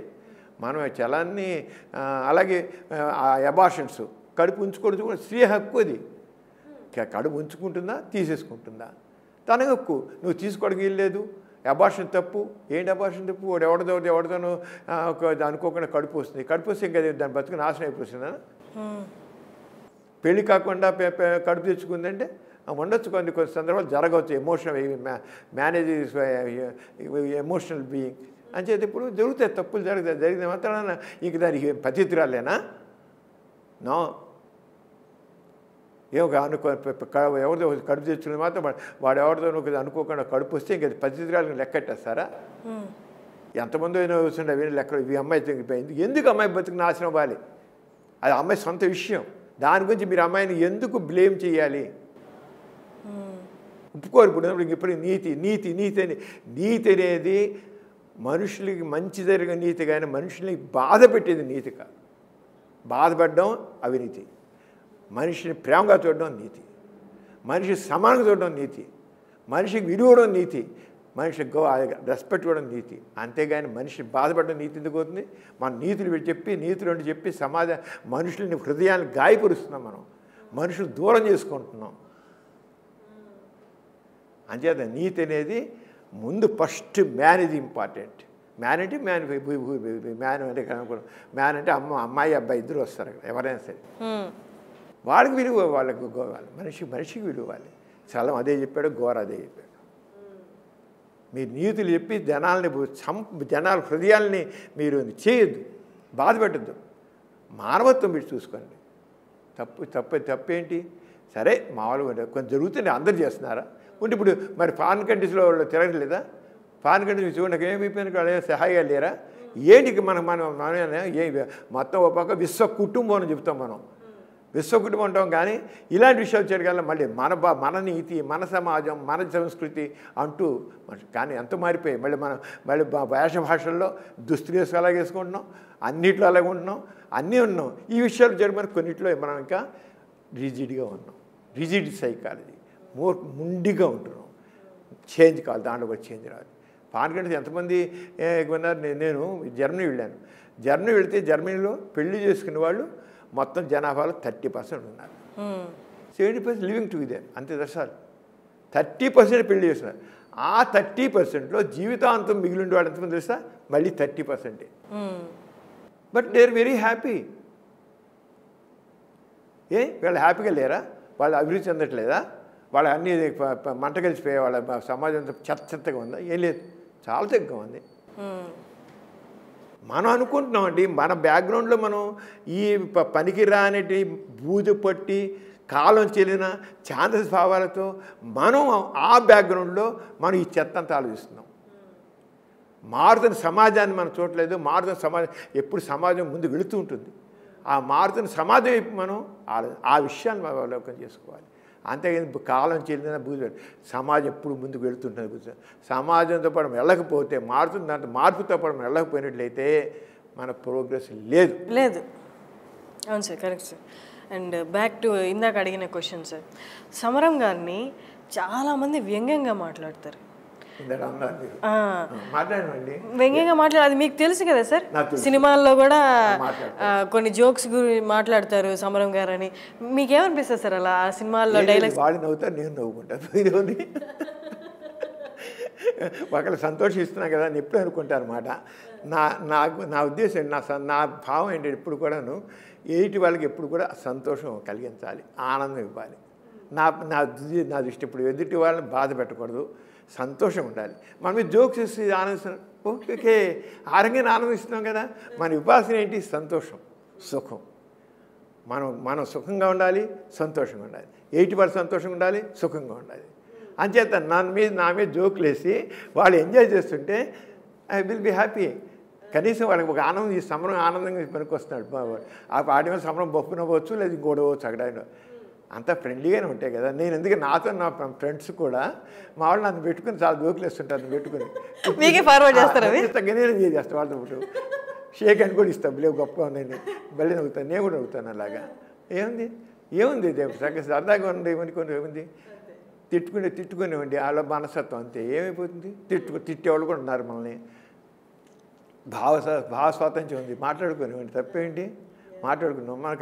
మనం కాదు కదా, మనం చక్కగా మనందరూ హాయిగా ఉండాలి, మనుషులందరూ సుఖంగా ఉండాలి అని కోరుకుంటున్నాం. అందరు సంక్షేమం, ఎవరి చెడు కోరుకోను, ఎవరి చెడు నేను కోరుకోను. అందరూ హ్యాపీ, అందరు పైకి రావాలి, అందరూ చక్కగా ఉండాలి. మీ అందరూ నేనే కదా, అందరం అలా కోరుకుంటాం. అందరు మంచిగా కోరుకుంటాం. ఇంకేమితో మనం చెడు కోరుకున్నా సర్లే మన దూరం వాళ్ళ సైకాలజీ అనుకోవడం కోరుకోవడం అంతే. సార్ అది ఇందాక నేను వస్తున్నప్పుడు కూడా సార్, ఇప్పటి వరకు చాలా మారింది అనుకున్నాను, కానీ ఇందాక నేను వస్తూ కూడా అడ్రస్ వెతుకుతున్నప్పుడు నేను కార్ డోర్ విండో ఓపెన్ చేసి అక్కడ ఒక పర్సన్ మాట్లాడుతుంటే, ఫోన్లో మాట్లాడుతుంటే, నేను విండో కిందకి దించి సమరం గారు హాస్పిటల్ ఎట్ సైడ్ అన్నాను. అబ్బాయి ఒక క్షణం కంగారు పడ్డాడు. ఈ అమ్మాయి ఏంటి సమరం గారి గురించి అడ్రస్ అడుగుతుంది ఏంటి, కంగారు పడి ఏంటండి అన్నారు. సమరం గారి హాస్పిటల్ ఉంది కదా, అడ్రస్ కొంచెం చెప్పరా అంటే, స్ట్రైట్ వెళ్ళి లెఫ్ట్ వెళ్ళండి అనేసి ఇట్లా చూస్తున్నాడు నన్ను నేను వెళ్ళిపోయేదాకా. కానీ చాలా మారింది అనుకుంటాం. కానీ కొంతమంటారు కానీ ఒకటి నేను అన్ని ప్రాక్టీస్ ఒకటే కదా ఆ ప్రాక్టీస్లో సెక్సాలజీ ప్రాబ్లమ్స్ 10% తక్కినంతా నేను జనరల్ ప్రాక్టీస్ కదా. ఐసీ బీపీ పేషెంట్లు, షుగర్ పేషెంట్లు, గుండె నొప్పి వాళ్ళు, కడుపులో నొప్పి వాళ్ళు, కిడ్నీ పేషెంట్స్, వీళ్ళందరూ ఇవే మా జనరల్ ప్రాక్టీస్లో ఏమంటే అవే చూస్తాను. అదే సార్ ఫస్ట్ క్వశ్చన్ కూడా అందుకే అదే అన్నాను. నేను జనరల్ ప్రాక్టీషన్గానే ఉన్నాను. జనరల్ ప్రాక్టీస్ ఇప్పటికీ అదే నేను కంటిన్యూ అవుతున్నాను. అన్ని రకాల కేసులు చూస్తాను, ఒకటే కదా ప్రతి కేసు చూస్తాను నేను. అన్ని రకాల కేసులు చూస్తాను. దాంతో కూడా సెక్సాలజీ ప్రాక్టీస్ కూడా కేసులు చూస్తాను. నాకు అన్ని ఒకటే. అసలు సెక్షువల్ ప్రాబ్లం ఎందుకు వేరుగా చూడాలి? ఇప్పుడు మనం పేషెంట్స్ ఎందుకు సిగ్గుపడాలంటాను నేను, ఖచ్చితంగా అంటాను. మీకు ఛాతీలు నొప్పి వస్తే డాక్టర్ చూపించుకోవట్లేదా? మీకు యూరినరీ ప్రాబ్లం డాక్టర్ చూపించుకోవట్లేదా? ఓ దగ్గు వస్తే రెస్పిరేటరీ ప్రాబ్లం డాక్టర్ చూపించుకోవట్లేదా? తలకాయ నొప్పి వస్తే డాక్టర్ చూపించుకోవట్లేదా? జ్వరం అలాగే సెక్షువల్ ప్రాబ్లం అది కూడా సేమ్ మెడికల్ ప్రాబ్లం అనుకోండి, లేదా సైకాలజీ ప్రాబ్లం చూపించుకోండి. అంతేకాని తప్పుగా ఆ చెప్తే తక్కువ ఏదో అనుకుంటారా, ఎందుకు అనుకోవాలి అసలు? డో నేను ఆరంగా అనుకో అలా చెప్తాను కూడా. అన్నిట్లో ఇది కూడా మరి షుగర్ ఉంటే మీకు ఏ తప్పుగా అనుకున్నప్పుడు సెక్షువల్ ప్రాబ్లం అది కూడా మనిషి జీవితానికి సంబంధించిన కదా, దాన్ని ఎందుకు అనుకోవాలి? అదే సార్ ఇందాక చెప్పినట్టు you are very vocal about these problems. వాళ్ళు పుట్టినప్పటి నుంచి కూడా you are very vocal. So అదే మెయిన్ రీజన్ ఏంటి సార్? ఓకే సార్, అది ఎప్పటి నుంచో ఇప్పటికి వరకు కూడా ఏదైనా ఇలాంటి పర్సనల్ సెక్షువల్ ప్రాబ్లమ్స్ వచ్చింది అంటే సమరం గారు, మీ తర్వాత ఇంకో సమరం గారు ఎందుకు రాలేదు? అంటే ఈ ఫీల్డ్లో మీరున్నంత వోకల్గా మీ తర్వాత ఎవరు అంత గుర్తించేంత పేరు రాలేదు. ఎవరు ఇప్పటికి కూడా ఓపెన్గా ఇంత మాట్లాడుతున్నట్టు మీకు ఏదైతే గుర్తింపు ఉందో అలాంటి గుర్తు ఎవరికి రాలేదు తర్వాత, ఎందుకని అంటారు? ప్రతిదానికండి ఏదైనా సరే మనం పైకి రావాలంటే దాని గురించి ఎక్కువ నాలెడ్జ్ గెయిన్ చేయాలి, స్కిల్ డెవలప్మెంట్, కమిట్మెంట్ కావాలి, డిటర్మినేషన్ కావాలి, డెడికేషన్ కావాలి. ఏదైతే సరే ఏ విషయంలో ఏ రంగంలో అయినా పైకి రావాలంటే వాళ్ళు తప్పకుండా ముందు డిటర్మినేషన్ కావాలి, I have to do it, dedication కావాలి, కంటిన్యూస్గా చేయాలని తప్పకుండా ఉండాలి, డిసిప్లిన్ కావాలి లైఫ్లో వాళ్ళకి తప్పకుండా పద్ధతి. అంతేగాని ఊళ్ళో ఎగిరిపోవడం కాదు. నాలెడ్జ్కి ఏం చేయాలి? First thing knowledge is very important. మనం నిరంతరం మనం దాన్ని డెవలప్ చేసుకుంటూ ఉండాలి. నేను అలా ఎప్పుడు ఇప్పటికీ ఈవెన్ నౌ అది రాత్రిపూట కనీసం పడుకునే ముందు 1 గంట సేపు సార్నే పడుకుని నేను రాత్రి పడుకుని సార్ లేట్ డేట్ మారాల్సింది పడుకునేవాడికల్లా మళ్ళీ 5 లేచిపోతాను.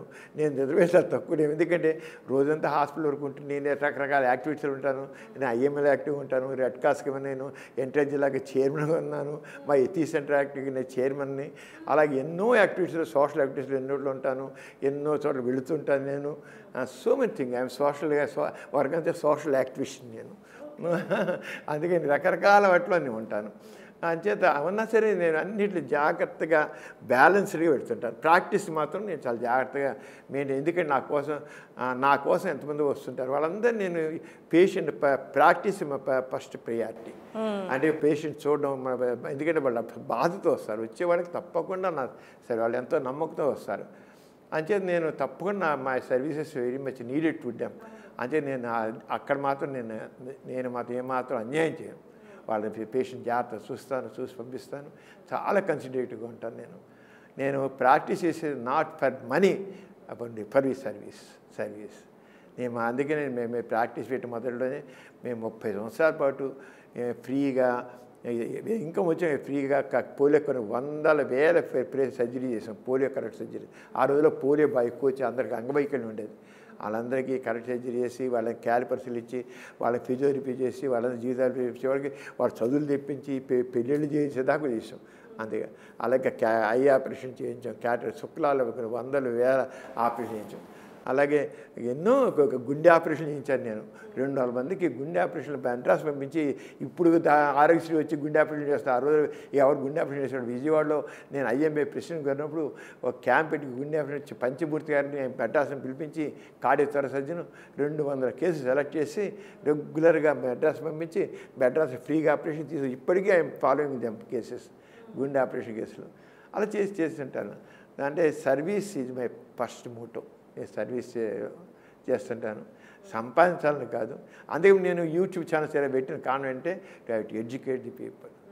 మనం ఏదైతే తెలుసుకున్న ఆ విషయాన్ని సమాజాన్ని చైతన్యపరచాలి. అదే నాకు గోల్. సమాజాన్ని చైతన్యపరచాలి, ఆల్ యాంగిల్స్లో చైతన్యపరచాలి. మనం ఒక్కడే చైతన్యంతో కాదు, పక్కవాడిని కూడా చేయాలి. ఏదైతే మన భావాలు చెప్పాలని నా భావం. అలాగే చేశాను. సార్, మీ బాబాయ్ గారు గోపరాజు సాంబశివరావు గారు, ఆయన English literature, history of English literature బుక్ని తెలుగులో అనువదించారు. సార్, మీ ఫ్యామిలీ నుండి ఇంత ఎడ్యుకేటెడ్ అండ్ సమాజం పట్ల ఇంత వాల్యూస్ కలిగిన వాళ్ళు మీ బాబాయ్ గారి నుంచి ఒకసారి చెప్పండి సార్. గోపరాజు సాంబశివరావు నేను ఇంగ్లీష్ లెక్చర్గా ఉన్నారు గుడివాడ ఏఎన్ఆర్ కాలేజీలో. ఆయన ఇంగ్లీష్ లిటరేచర్ సమగ్రమైన ఇంగ్లీషు పుస్తకం రాశారన్నమాట. ఇంత పుస్తకం మొత్తం ఇంగ్లీష్ లిటరేచర్ గురించి. ఆయన ఇంగ్లీష్ లిటరేచర్ అయింది, ఎంఏ ఇంగ్లీష్ లిటరేచరు. ఆయన నాన్నగారితోనే పూర్తిగా ఉండేవారు. మా బాబాయ్ కానీ మా మేనతలు కొంతమంది అలాగా మా నాన్నగారితో ఉండేవారు. ఉండి ఆయన కూడా ఆయన అనుభవం కూడా మా నాన్నగారు చేశారు. నాన్నగారు ఏం చేశారంటే అప్పుడు బాల వితంతులు ఎక్కువ మంది ఉండేవాడు. ఒక బాల వితంతు ఉంటే తీసుకు మా బాబాయ్కి చేశారు. మా బాబాయ్ చేస్తున్నాడు, బాల వితంతువుని పెళ్లి చేసుకున్నాడు. బాల వితంతు అంటే బాల చనిపోతే భర్త చనిపోతే తర్వాత వితంతుగా ఉంటే ఆవిడ తీసుకుని మా బాబాయ్కి ఇచ్చి పెళ్లి చేశారు నాన్నగారు. అన్నీ నాన్నగారు చేసిన ఇంత దాకా చెప్పలేని మార్పులు నాన్నగారు చేసినవి. ఎన్ని రకాల వివాహాలు చేశారు. అంటే సమాజంలో మార్పు తేవాలి అని మా బాబాయ్ అరంగా నాన్నగారితో ఉన్నారు. ఆయనకు ఎన్నో వర్ణాంతరాలు మతాంతరాలు చేయించారు బాబాయ్. అందుకని బాబాయ్ చాలా ఆదర్శం కనబట్టి బాబాయ్ శిష్యులందరూ ఎంతమంది ఉన్నారు ఇప్పటికీ. మా బాబాయ్ అంటే గోపరాజు సాంబశివరావు గురించి ఇప్పటికీ అందరూ చెబుతారు. మా నాన్నగారికి అలాగే నాన్నగారు స్టూడెంట్స్ ఎంత పెద్ద ర్యాంకుల్లో ఉన్నారో, పెద్ద వాళ్ళు అందరూ ఎంపీలు అయ్యారు, ఎమ్మెల్యేలు అయ్యారు. చాలా ఇవ్వండి నాన్నగారికి దిగాను. అంటే నాన్నగారు గాంధీ దిగించి జవహర్లాల్ నెహ్రూ దిగించి నాన్నగారు మరి చాలా యాక్టివ్గా ఉండేవారు కదా. అప్పుడు కాంగ్రెస్లో కూడా యాక్టివ్గా ఉండేవారు. ఆల్ ఇండియా కాంగ్రెస్కి ఆర్గనైజర్గా ఉండేవారు నాన్నగారు. సార్, ఇప్పుడు మీ నాన్నగారికి ఈ ఆశయాలు కానీ ఆయన భావాలు కానీ అన్నీ చూస్తుంటే ఇంత ఇన్స్పిరేషన్గా ఉన్నాయి. అట్ ద సేమ్ టైం భయాన్ని కలిగించేవి కూడా. ఎందుకంటే సమాజం అంత అనుకూలంగా లేదు అప్పుడు. మీ నాన్నగారి భావానికి అనుకూలంగా అస్సలు లేదు. దగ్గరలో కూడా కొన్ని సంవత్సరాల తర్వాతైనా వస్తారా మన దారిలోకి అనడానికి కూడా లేదు, ఎన్నో ఏళ్ళు పట్టింది. సో ఆ తర్వాత మీ అందరికి కూడా ఆయన పిల్లలైన మీ అందరికి కూడా సేమ్ భావాలు రావడం, అంటే ఎదుగుతున్న క్రమంలో కాలం ఎంత మారిందో మీరు చూశారు. మీరు చిన్నప్పటికీ ఇప్పటికీ ఎక్కడ మీరు కాంప్రమైజ్ అయిపోలేదా సార్? సార్ ఈ భావాలతో? ఏం కాదండి, ఎందుకంటే మా అమ్మగారు కూడా మా నాన్నగారు ఇద్దరు అమ్మ నాన్నగారు చక్కగా ఎడ్యుకేట్ చేశారు. మా అమ్మ సరస్వతి గారు మా అమ్మ కూడా నాన్నగారితో పూర్తిగా పక్కన అండగండి తాను చేసింది. మరి నాన్నగారు ఇన్ని మార్పులు చేశారంటే ఇంత చేశాను మా అమ్మాయి తోడ్పాటు. అమ్మాయి కాదంటే నాన్నగారిని చేయగలిగారన్న చెప్పలేము.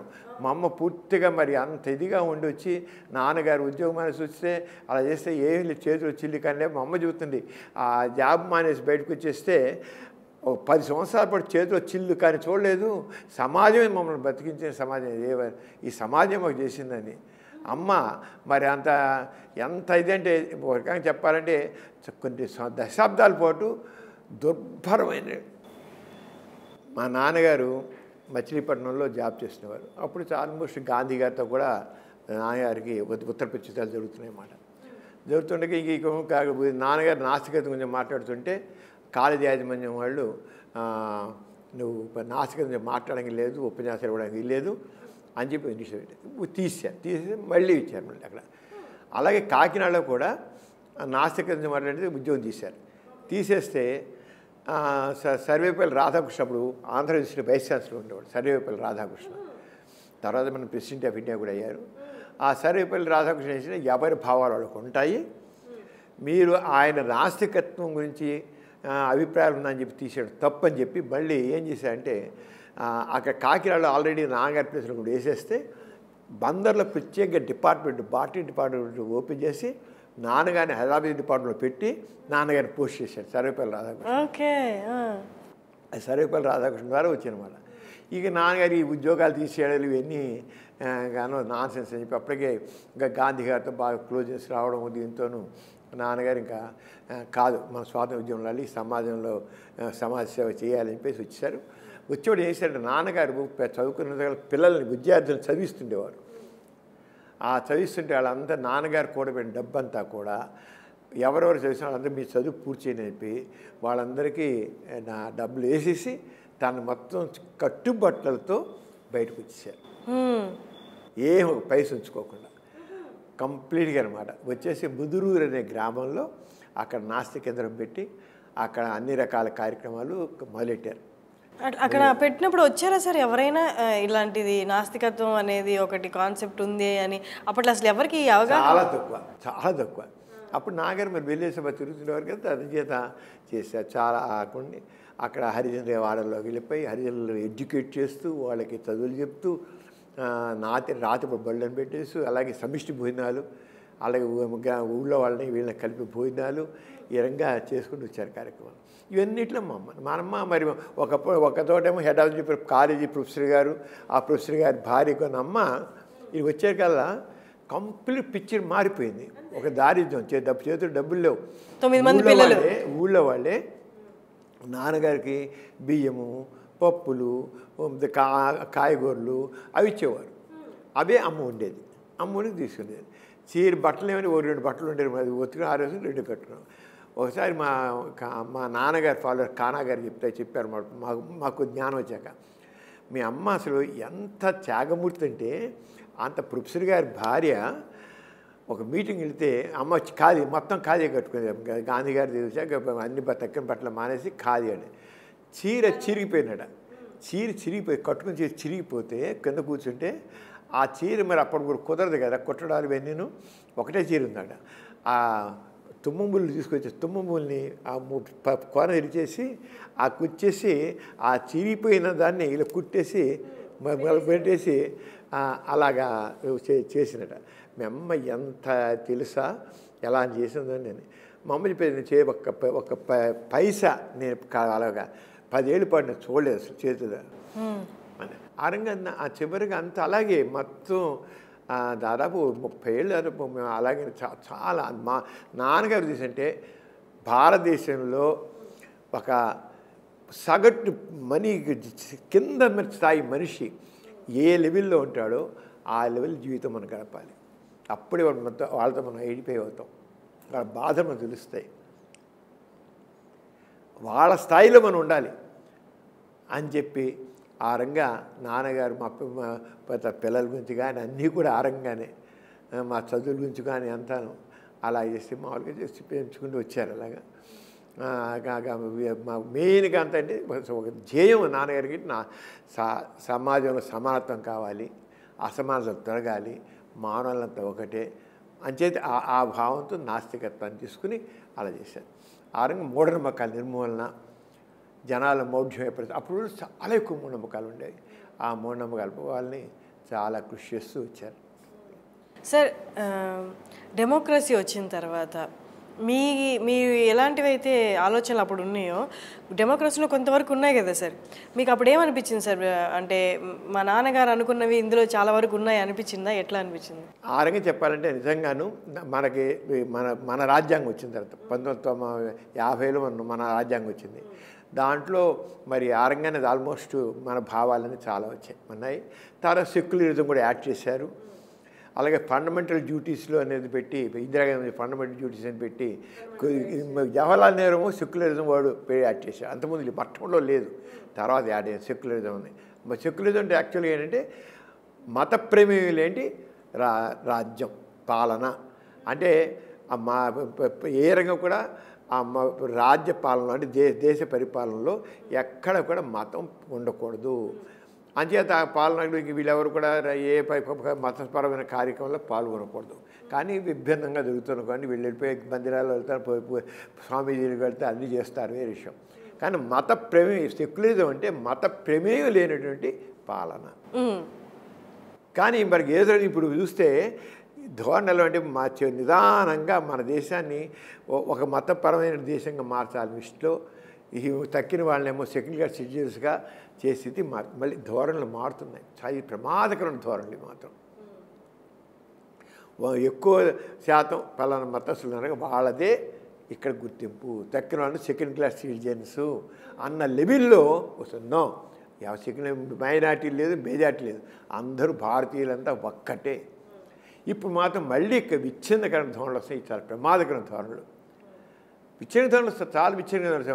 ఒక ప్రత్యేక ఒక మతం అనేది అధీనంలోకి ఉండాలి దేశం అంతాను. అసలు మన రాజ్యాంగంలో సెక్యులరిజం తీసేయాలని ఇలాంటివన్నీ కూడా జరుగుతున్నాయి.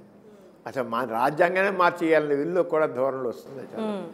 అలాగే భారతదేశం పేరు కూడా తీసి అక్కడ పాకిస్తాన్ అడగనే మన హిందుస్థాన్ అనాలని ఇలాంటివి కూడా ధోరణులు వస్తున్నాయి.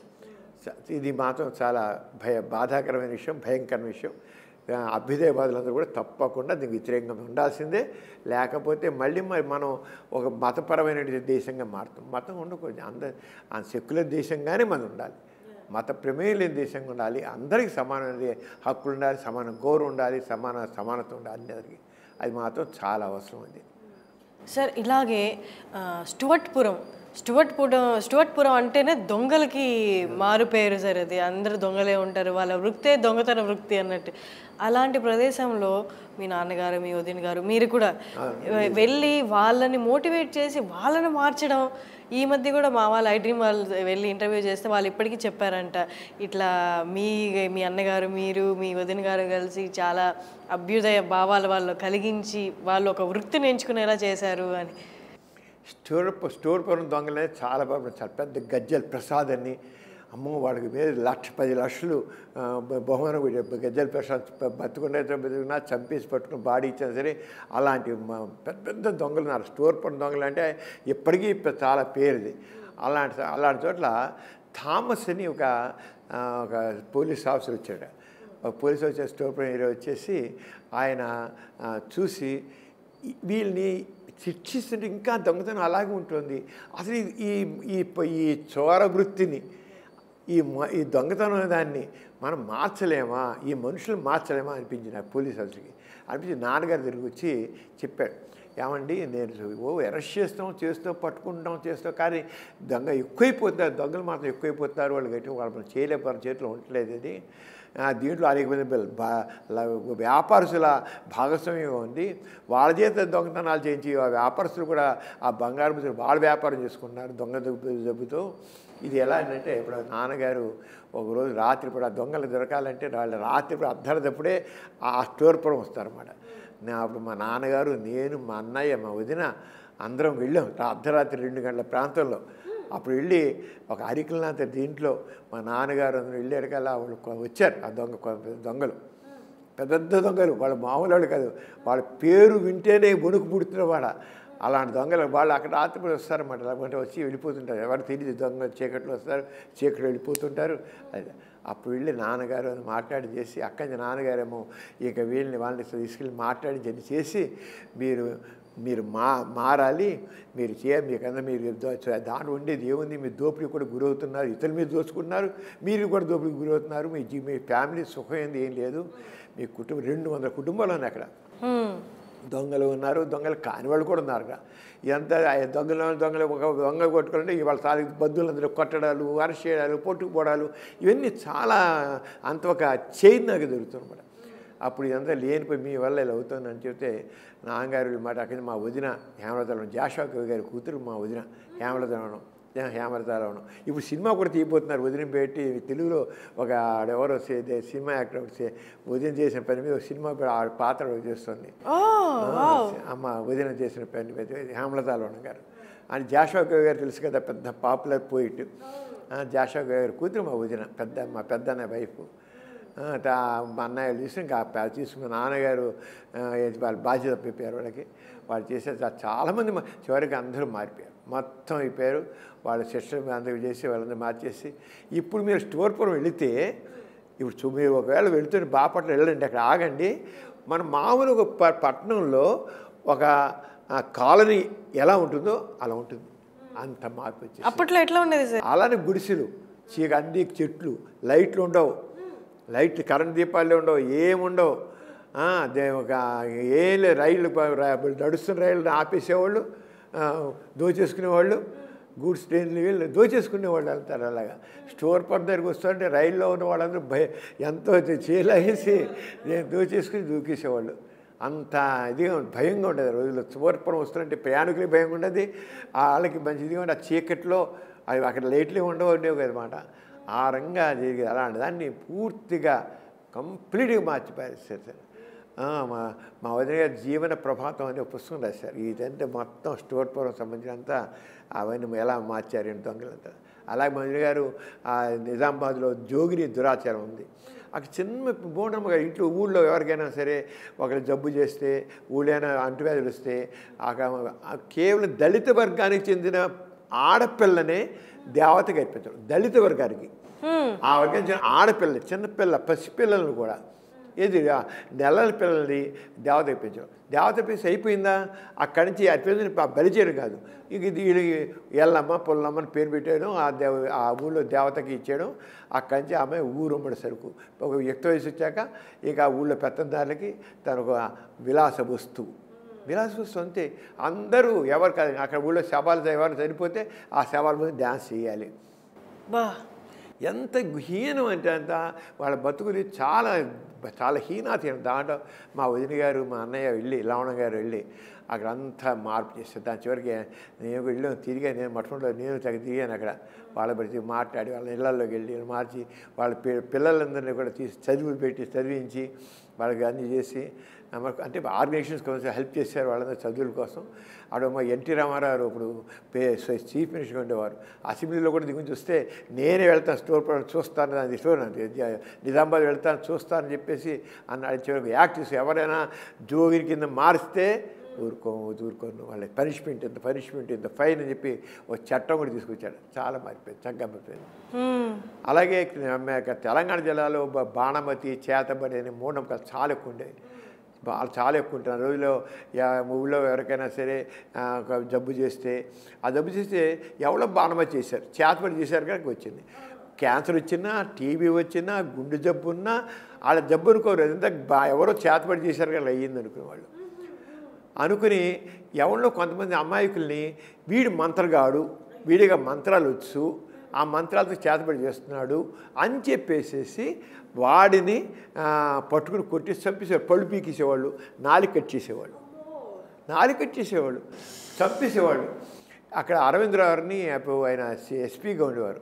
ఉంటే ఆయన నాకు ఉత్తరం రాశారు, సమరం మాకు మా జిల్లాలో ఈ బాణమతి, చేతబడి, మూఢనమ్మకం ఎంత ఇదిగా మా పోలీసులకి లాఠీలకి లొంగడం లేదు, నువ్వు టీమ్గా వచ్చి ఈ మూఢనమ్మకాన్ని నువ్వు తొలగించాలి అని అన్నారు. తొలగించాలంటే వెళ్ళాం, డాక్టర్ని, సైకాలజిస్ట్ని, సోషల్ వర్కర్స్ని తీసుకుని వెళ్ళాను నేను. వెళితే ఒకసారి చాలాగా బెటర్ ఎక్స్పీరియన్స్ మాకు అక్కడ జోగిపేట అనే ఊళ్ళోకి వెళ్ళి అక్కడ అందరితో మాట్లాడుతుంటే ఈ బాణామతి చేతబడిన మూఢనమ్మకం మీద తాయితులు మేవాళ్ళు వీళ్ళుండి అమ్ముకునే ఒక వ్యాపారం తయారయ్యారు, వాళ్ళ బిజినెస్ పోతుందని చెప్పేసి అసలు వీళ్ళే పెద్ద మంత్రగాళ్ళు బాణమతి లేవాడు చేతబడి లేపడం ఏంటి కొట్టండి రా అన్నారు. అన్నిటికల్లా ఆ మూర్ఖ జనం దన్న మా మీద పడిపోయారు, చంపేపోయారు. అయ్యో కొట్టారు మీద దుమ్మిగా వచ్చేసారు మీదకి. అప్పుడు పోలీసు వాళ్ళు అక్కడ ఉన్నారు మీడియా దీంట్లో వచ్చేసి మేము వచ్చేసి మమ్మల్ని రక్షించి తీసుకెళ్ళి వ్యాన్లో పెట్టేసి తీసుకెళ్ళారు. నిజంగా ఆ రోజున పోలీసులు వెంటనే అక్కడ ఉన్న పోలీసులు మమ్మల్ని రక్షించకపోతే మా శవాలు విజయవాడకు వచ్చిండేవి, శవాలే వచ్చిండేవి. అంత ఘోరంగా మాట.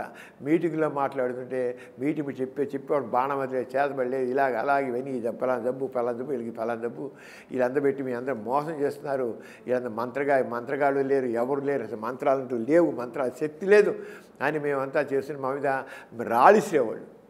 రాళ్ళే మేము మాట్లాడుతుంటే రాళ్ళు మీద వేసేవాళ్ళు మా మీద. అలా తిరిగి అంత మొత్తం వెళ్ళాక 6 నెలలు పోయాక అరవిందరావు ఎస్పీ గారు మొత్తం రాశారు. ఇదివరకైనా రాశారు ఇక్కడ అది 80% మందిలో ఈ మూఢనమ్మకం చాలా ప్రబలంగా ఉంది, మీరు వచ్చి మాట్లాడాలి. ఆ ఎస్పీ గారే మేము వచ్చి వెళ్ళి అంత విస్తృతంగా పర్యటించాం, చాలా విస్తృతం చేసాం, మొత్తం అన్ని ఊళ్ళు తిరిగాక ఒక 6 నెలలు పోయాక లెటర్ రాశారు. ఇంతవరకు 80% ఉన్నది మూఢనమ్మకం ఇప్పుడు 20%కి వచ్చింది, 80% తొలగిపోయింది. మీరు చేసిన తర్వాత ఇప్పుడు హాయిగా ఉంది. ఇప్పుడు జిల్లాలో చంపేసేవాళ్ళు కదా, దేవుని కింద విలేజ్లో బాణమతి చేశారు, మూఢనమ్మకంతో చేశారని అనుకుంటారు, మంతగాళ్ళని నమ్ముది ఎవడు పాపం అమాయకులు, వాళ్ళని అనుమానించడం, వాళ్ళని కొట్టి చంపిస్తూ చేయడం. అక్కడ వరంగల్ దగ్గర తింబాపురం ఊళ్ళో బాణమతి చేస్తున్నారు వీళ్ళ దగ్గర మంత్రగాళ్ళు అని చెప్పి దీంతో ఒక 5-6 వాళ్ళని అందరు కలిసి కొట్టి చంపి ఒక పందిని కొట్టి చంపినట్లుగా మనుషులు కొట్టి చంపేసి అందరూ తలొక గడ్డి మోపేసి అక్కడ నేను తగిలిపెట్టాను మరి వరంగల్. అసలు ఎంత ఘోరండి. అంటే ఈ మూఢనమ్మకాలని పోనీలే ఎవరు పిచ్చి వాళ్ళని ఊరుకుంటే ఆ మూఢనమ్మకాలు అమానుషంగా మారుతాయి, మానవత్వాన్ని పోగొట్టేస్తాయి.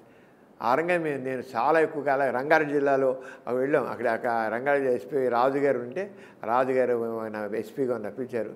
అక్కడ కార్మిక మంత్రి ఉన్నప్పుడు అందరూ వచ్చారు, వాళ్ళందరూ వచ్చారు, మినిస్టర్స్ కూడా ఉన్నారు. ఉన్నామని మాట్లాడిన వల్ల ఒకటి 4 కోసేశారు, ఒకటి పళ్ళు రాళ్ళు కొట్టేశారు. అంత ఘోరం మాట, అంత మూర్ఖత్వం, మూఢనమ్మకాలు అంత మూర్ఖత్వం అన్నమాట. అలా మూర్ఖమేమి అలాంటి దాంట్లో చాలా ధైర్యంగా ఏదైతే ఆ మనుషులు సజీవంగా దహనం చేస్తే చాలా చేశారు. అక్కడ రంగారెడ్డి జిల్లా కూడా మనుషులు సజీవంగా దహనం చేశారు. అలాగే నల్గొండ జిల్లాలోనూ చాలా విస్తృతంగా పర్యటించాను వీటన్నిటిలో కూడాను ఈ మూఢనమ్మకాల విషయంలో. చేత అయితే నిదానం మార్పు వచ్చింది, అన్ని చోట్ల మార్పు వచ్చింది. అంచేత ముందు ఎవరు సహాయం వస్తారు చైతన్యపరుస్తారు. అంచేత జనాలు మనకు కావాల్సిన ఏంటంటే చైతన్యగా పౌరులు ఈ మూఢనమ్మకాల నిర్మూలనకి కృషి చేయాలి, అది నేను. అంతేగా నాకెందుకులే ఇది ఎప్పుడు ఎవరు పిచ్చివాడేది ఊరుకోవడం వీల్లేదు. తప్పకుండా సమాజం మార్పు కోసం కృషి చేయాలి, చేస్తే దానికి కావాల్సింది కొన్ని చొరవ కావాలి, ధైర్యం కావాలి, 2 కావాలి, టైం పెట్టాలి. ఇప్పుడు ఏంటి సెల్ఫిష్ మూట ఎక్కువైపోయిందండి. ఎవరి మాట కూడా నేను నా ప్రోగ్రెస్ నా మట్టుకు నేను అనుకున్నారు, కానీ ఆ సామాజిక దృక్పథం మనుషుల్లో లోపిస్తుంది. సామాజిక సమస్యల మీద అవగాహన కావాలి. మనం వీలంత మేరకు దాన్ని మనం ఎంత మేరకు మనం చేయగలం, మనంతుగా మనం కృషి చేయడం చాలా కావాలి. అది మాత్రం నేను ముఖ్యంగా స్టూడెంట్స్కి నేను చెప్పేది ఏంటంటే, మీ చదువులో చదవండి, మీరు చక్కగా పైకి రండి. విద్యార్థులు మాట్లాడి ప్రతి చెబుతాను, మీరు తప్పును చదువుకొని పైకి రావాలి, కానీ మీ చదువుతో పాటు సోషల్గా ఉన్న సమస్యల గురించి మీకు అవగాహన కావాలి. మీ తర్వాత మీరు ఎంత మేరకు మీకు అవకాశం అంత మేరకు మీరు తప్పకుండా తొలగినప్పుడు కృషి చేయండి అని చెప్తాను. చాలా అవసరం చెక్క ఆ సోషల్ అవుట్లుక్ లేకుండా సెల్ఫిష్ మోటో ఎక్కువ ఉన్నట్లయితే మనం ఎదగొచ్చామో కానీ మన మనుషులు కాదంట. నేనైతే తప్పకుండా మన రోల్ మనం ప్లే చేయాలి. సార్ అక్కడ ఓకే, ఎవరైనా క్లినిక్ దాకా వచ్చి క్లినిక్ మీద దాడి చేయడం, మీ మీద దాడి చేయడం అలా అయినా జరిగాయా సార్? అది జరగలేదండి. ఇప్పుడు క్లినిక్ వచ్చి మొత్తం అక్కడ తిట్టి వెళ్ళేవాళ్ళు ఎదురుగా, నన్ను అక్కడ ఎదురుగా నన్ను తిట్టి సమాధానం జరగబెట్టేసాను. క్లినిక్ ముందు నిల్చొని హాస్పిటల్ ముందు నిల్చొని తిట్టేవాళ్ళు. నేను వీడి అది తిట్టిపోయేవాళ్ళు, అది పట్టుకునే వాళ్ళు మొదటి రోజుల్లో తిట్టేవాళ్ళు అలాగా. అవన్నీ పట్టించుకుని ఎప్పుడు పట్టించుకుని, ఎందుకంటే ఒకటండి, మనం మంచి చేస్తున్నాడు తక్కిన పట్టించుకోకూడదు. నేను ఇట్లే ఈ చిరునవ్వుతోనే ఉండేవాళ్ళ సార్ అప్పుడు కూడా, తిడుతున్నప్పుడు కూడా? ఒక్కటే, మనం ఒక నిజం చెప్తున్న సమాజం, మా దీంట్లో మన సెల్ఫిష్ మోటివ్ ఏం లేదు. లేనప్పుడు ఎందుకు ఇది అవ్వాలి? మన నిజం సత్యం చెబుతున్నాము. వాళ్ళు మామూలుగా ఉన్నారు, మామూలు భావంలో ఉన్నారు, మాట్లాడుతున్నారు. వాళ్ళ మీద కోపం వచ్చాయి కదా, ఇంత మూర్ఖంగా ఉన్నారు ఎందుకు రా నేను చెప్పేది? ఏం లేదు వాళ్ళు మారుతారు. మారిపోయినా మనం చెప్పుకుంటూ వెళ్తే వాళ్ళు చాలా మారుతారు. మారకపోయినా మనం చేయగలేదు ఏం లేదు, అది వాడి ఇష్టం. సార్ ఒకసారి మీది డిబేట్ చూసాను సార్, ఆర్జీవి గారు మాట్లాడుతున్నప్పుడు, ఆర్జీవి రామ్ గోపాల్ వర్మ, ఆయన మిమ్మల్ని పర్సనల్గా ఒక ఇష్యూ తీసుకున్నప్పుడు దాన్ని మీరు పర్సనల్గా అప్లై చేసి మీరు పాన్ చూడరా అది ఇది అని మాట్లాడారు కదా సార్. అప్పుడు అంటే మీకు ఏమనిపించింది సార్ ఆ కైండ్ ఆఫ్ కాన్వర్సేషన్? ఏంటి నేను చూస్తాను చెప్పాను, తప్పేంటి? చూస్తాను అన్ని రెగ్యులర్గా ఏముంది, ఎప్పుడైనా చూస్తాను, తప్ప ఇప్పటికప్పుడు చూస్తుంటారు. ఎందుకంటే మా పేషెంట్లు వచ్చి నేను ఫోన్ చూశానండి, అది అలా ఉందండి, ఇలా అనిపించిందండి అని చెప్తుంటారు. నేను అసలు ఏం చూడాలనిపించదు, నాకు చూసి అసహ్యం వేస్తుంది. నిజం చెప్పాలంటే దా మటుకు నాకు మొదలు పూర్ణ చూడాలంటే అసహ్యం అనిపిస్తుంది. నాకెందుకు దాంట్లో ఏముంది, అది ఏమి లేదు దాంట్లో ఏ రకమైన రోమాంటిక్ టచ్ ఉండదు, ఉండదు. పశు ప్రవృత్తి కనబడుతుంది. ఇప్పుడు నా దృష్టిలో రోమాన్స్ అయిన దాంట్లో ఒక ప్రేమ ఉండాలి, ఒక ఆత్మీయత ఉండాలి, ఒక అట్రాక్షన్ ఉండాలి. అంతేగాని బుట్టి సెక్సువల్గా ఇది ఉంది సారా, అది కాదు. అందుకని మన మాటల్లో, మన ఆలోచనలో, మన టచ్లో అన్నింటిలో రొమాంటిక్ ఉండాలి, తప్పకుండా ప్రతి మనిషిలో ఉండాలి. అదే మనని లైక్ ఫీల్ గుడ్ హార్మోన్స్ మనలో సెక్రెట్ చేస్తాయి. మనం ఎప్పుడు కూడా మనం హెల్తీగా ఉండాలంటే మన శరీరంలో ఏంటి ఫీల్ గుడ్ హార్మోన్స్, ఎప్పుడు ఫీల్ గుడ్ హార్మోన్స్ బాగా చక్కగా రావాలంటే ఇలాంటి ఫీలింగ్స్తోనే వస్తాయి. అంటే మనసుని ఎప్పుడు కూడా లవ్లీగా ఉంచండి. మీరు ఒక అందాన్ని చూసి ఆస్వాదించండి, ఒక అందమైన అబ్బాయిని చూసి ఆస్వాదించండి, అందమైన అమ్మాయిని చూసి ఆనందించండి. అందుకే అందమైన అమ్మాయిని రేపు చేయమని కాదు, ఆ అందాన్ని చూడండి, చూసి సంతోషించండి. ఎంత చక్కగా ఉంది, ఎంత బాగుంది, ఎంత చక్కగా ఉంది, ఆనందించండి. అప్పుడు మీలో స్ట్రెస్ తగ్గిపోతుంది, మీ మనసు ప్లెజెంట్గా ఉంటుంది, హ్యాపీగా ఉంటుంది. నేను చెప్పి బ్యాడ్ మీనింగ్తో కానీ చెప్పేది, అది మన మనసులోకి మనసు విషయం. మీరు బయటికి ఎక్స్ప్రెస్ చేసి వెళ్ళి ముద్దు పెట్టుకోవడం, టచ్ చేయడం, కౌలించుకోవడం కాదు. ఒక అందమైన ఎందుకోండి, అందమైన లేడీ ఉందనుకోండి, చక్కగా ఉంది, మంచి అందంగా ఉంది అనుకుంటే మీరు తెలియకుండా ఫీల్ గుడ్ హార్మోన్స్ వస్తాయి, విల్ బీ హ్యాపీ. అది ఒక అమ్మాయి ఉంటే అబ్బాయి ఎంత హ్యాండ్సమ్గా ఉన్నాడు అలా అనిపిస్తుంది. చెప్పకపోతే మీకు క్లోజ్గా ఉందనుకోండి, ఒక లేడీ చక్కగా ఉందనుకోండి, మీ చీరలో చాలా అందంగా ఉన్నారండి అని చెప్పచ్చు. ఈ డ్రెస్లో చాలా అందంగా కనబడుతున్నా అనొచ్చు, ఏం తప్పేంటి? క్లోజ్గా ఉన్నప్పుడు. తెలియని వాళ్ళు కాదు, కొడతారు. తెలియని వాళ్ళు అంటే చెప్పేది కొడతారు అనొచ్చు. వాళ్ళకి అనిపిస్తుంది. ఇవాళ నేను పేషెంట్ చూస్తుంటే ఒక 65 ఏళ్ళు 70 ఏళ్ళ లేడీ ఇద్దరు వచ్చారు, లేడీస్ వచ్చారు, 70 ఏళ్ళు అవి ఉంటాయి. వాళ్ళు ఫస్ట్ టైం వచ్చారు. ఫస్ట్ టైం వచ్చి అంతా మాట్లాడిన తర్వాత చాలా హ్యాపీగా లేచిపోయి వెళ్ళిపోతూ మీరు చాలా అందంగా ఉన్నారండి. వాళ్ళెందుకు, నేనే చెప్తున్నా మీరు నిజంగా చాలా అందంగా ఉన్నారండి అనేసి ఒక నవ్వేసేసి చక్కచక్కగా రూమ్లో నడిచిపోయారు. పక్కనోడుగా మరి ఆడుకునే పెద్దాడు ఆడుకుని తగ్గించండి, నాకు ఇచ్చిన కమెంట్లు చాలా అందంగా ఉన్నారండి కమెంట్లు. అటు పెద్దాడు 65 70 ఏళ్ళు ఉన్నాయి సార్, మాకు ఆవిడకి ఒకసారి ఫేస్ నిండా వృద్ధాప్య ఛాయలు ఉన్నాయి దాని మీద అంటే బహుశా నేను మీరు అందంగా ఉన్నారు ఇంకో భావంతో అన్నాడు. బహుశా నా వీడియోస్ని చూస్తుంటారు, చూస్తుండగా నాలో ఒక రకమైన ఎడ్మిరేషన్ వచ్చింటుంది నా మీద, నా మనసులో నా మీద ఒక మంచి భావం, చక్కగా ఆనందం ఉండి ఉంటుంది అని చెప్పేది. అంత అయిపోయాక హ్యాపీనెస్ని మనం చాలా సంతోషంగా ఉంది మీరు అందంగా సంతోషం అనిపిస్తుంది. మేము చూసిన అన్నానికి మీరు చాలా అందంగా ఉన్నారని చెప్పి వెళ్ళింది. తప్పేం లేదు, నేను చెప్పు థ్యాంక్ యూ అన్నాను నేను. తప్పలేదు. మనం ఎదుటి వాళ్ళని మనం ఎప్పుడు కూడా ఆత్మీయంగా ఉండడం నేర్చుకోవాలి. అది అంటే మన సంస్కారం ఒకటే ఉంటుంది. మనకు ఆ సంస్కారం కావాలి, ఆ ఆత్మీయత కావాలి. తప్పని ఆత్మీయంగా ఉండాలి, మనుషులతో ఆత్మీయంగా ఉండాలి, చక్కగా పలకరించాలి. మంచి మీకు తెలియని వాడు కూడా చక్కగా ఆత్మీయంగా తప్పే ఉంది, చక్కగా ఆత్మీయంగా పలకరించండి. లవ్ చేశారా? ఒక్కనే చాలా మంది లవ్ చేశారు. చాలా మందినా? అంటే పెళ్లి చేసుకోవాలన్న ఉద్దేశంతో ఎవరైనా లవ్ చేశారా? అలాంటి ఇవన్నీ పర్సనల్ కదా, పర్లేదు ఇప్పుడు ఇప్పుడు చెప్పచ్చు. ట్రూ పర్సనల్ నేను అది అవునా కదా మీకు అనవసరం. చెప్పరా అయితే ఇప్పుడు కూడా చెప్పరా? చెప్పను. అయ్యో మీతోనే వెళ్ళిపోతే ఇంకా అవన్నీ అయితే మాకు ఎవరితో షేర్ చేసుకోకపోతే ఎలాగా? మా ఆవిడకి చెప్పే మీ చూస్తాను. అది చెప్పండి. ఇక ఉండొచ్చు జీవితంలో.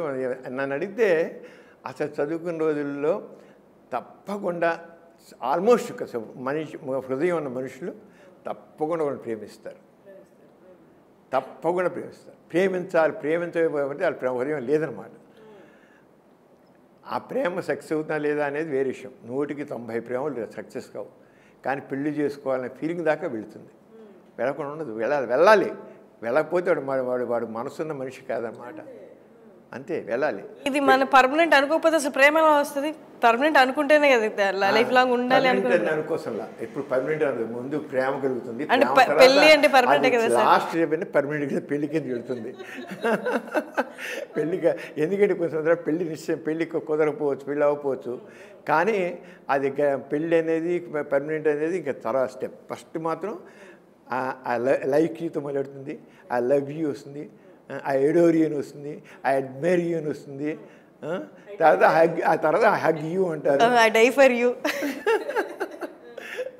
అవి ఉండాలండి. అవి ఉంటేనే మనిషి హ్యాపీగా ఉంటుంది.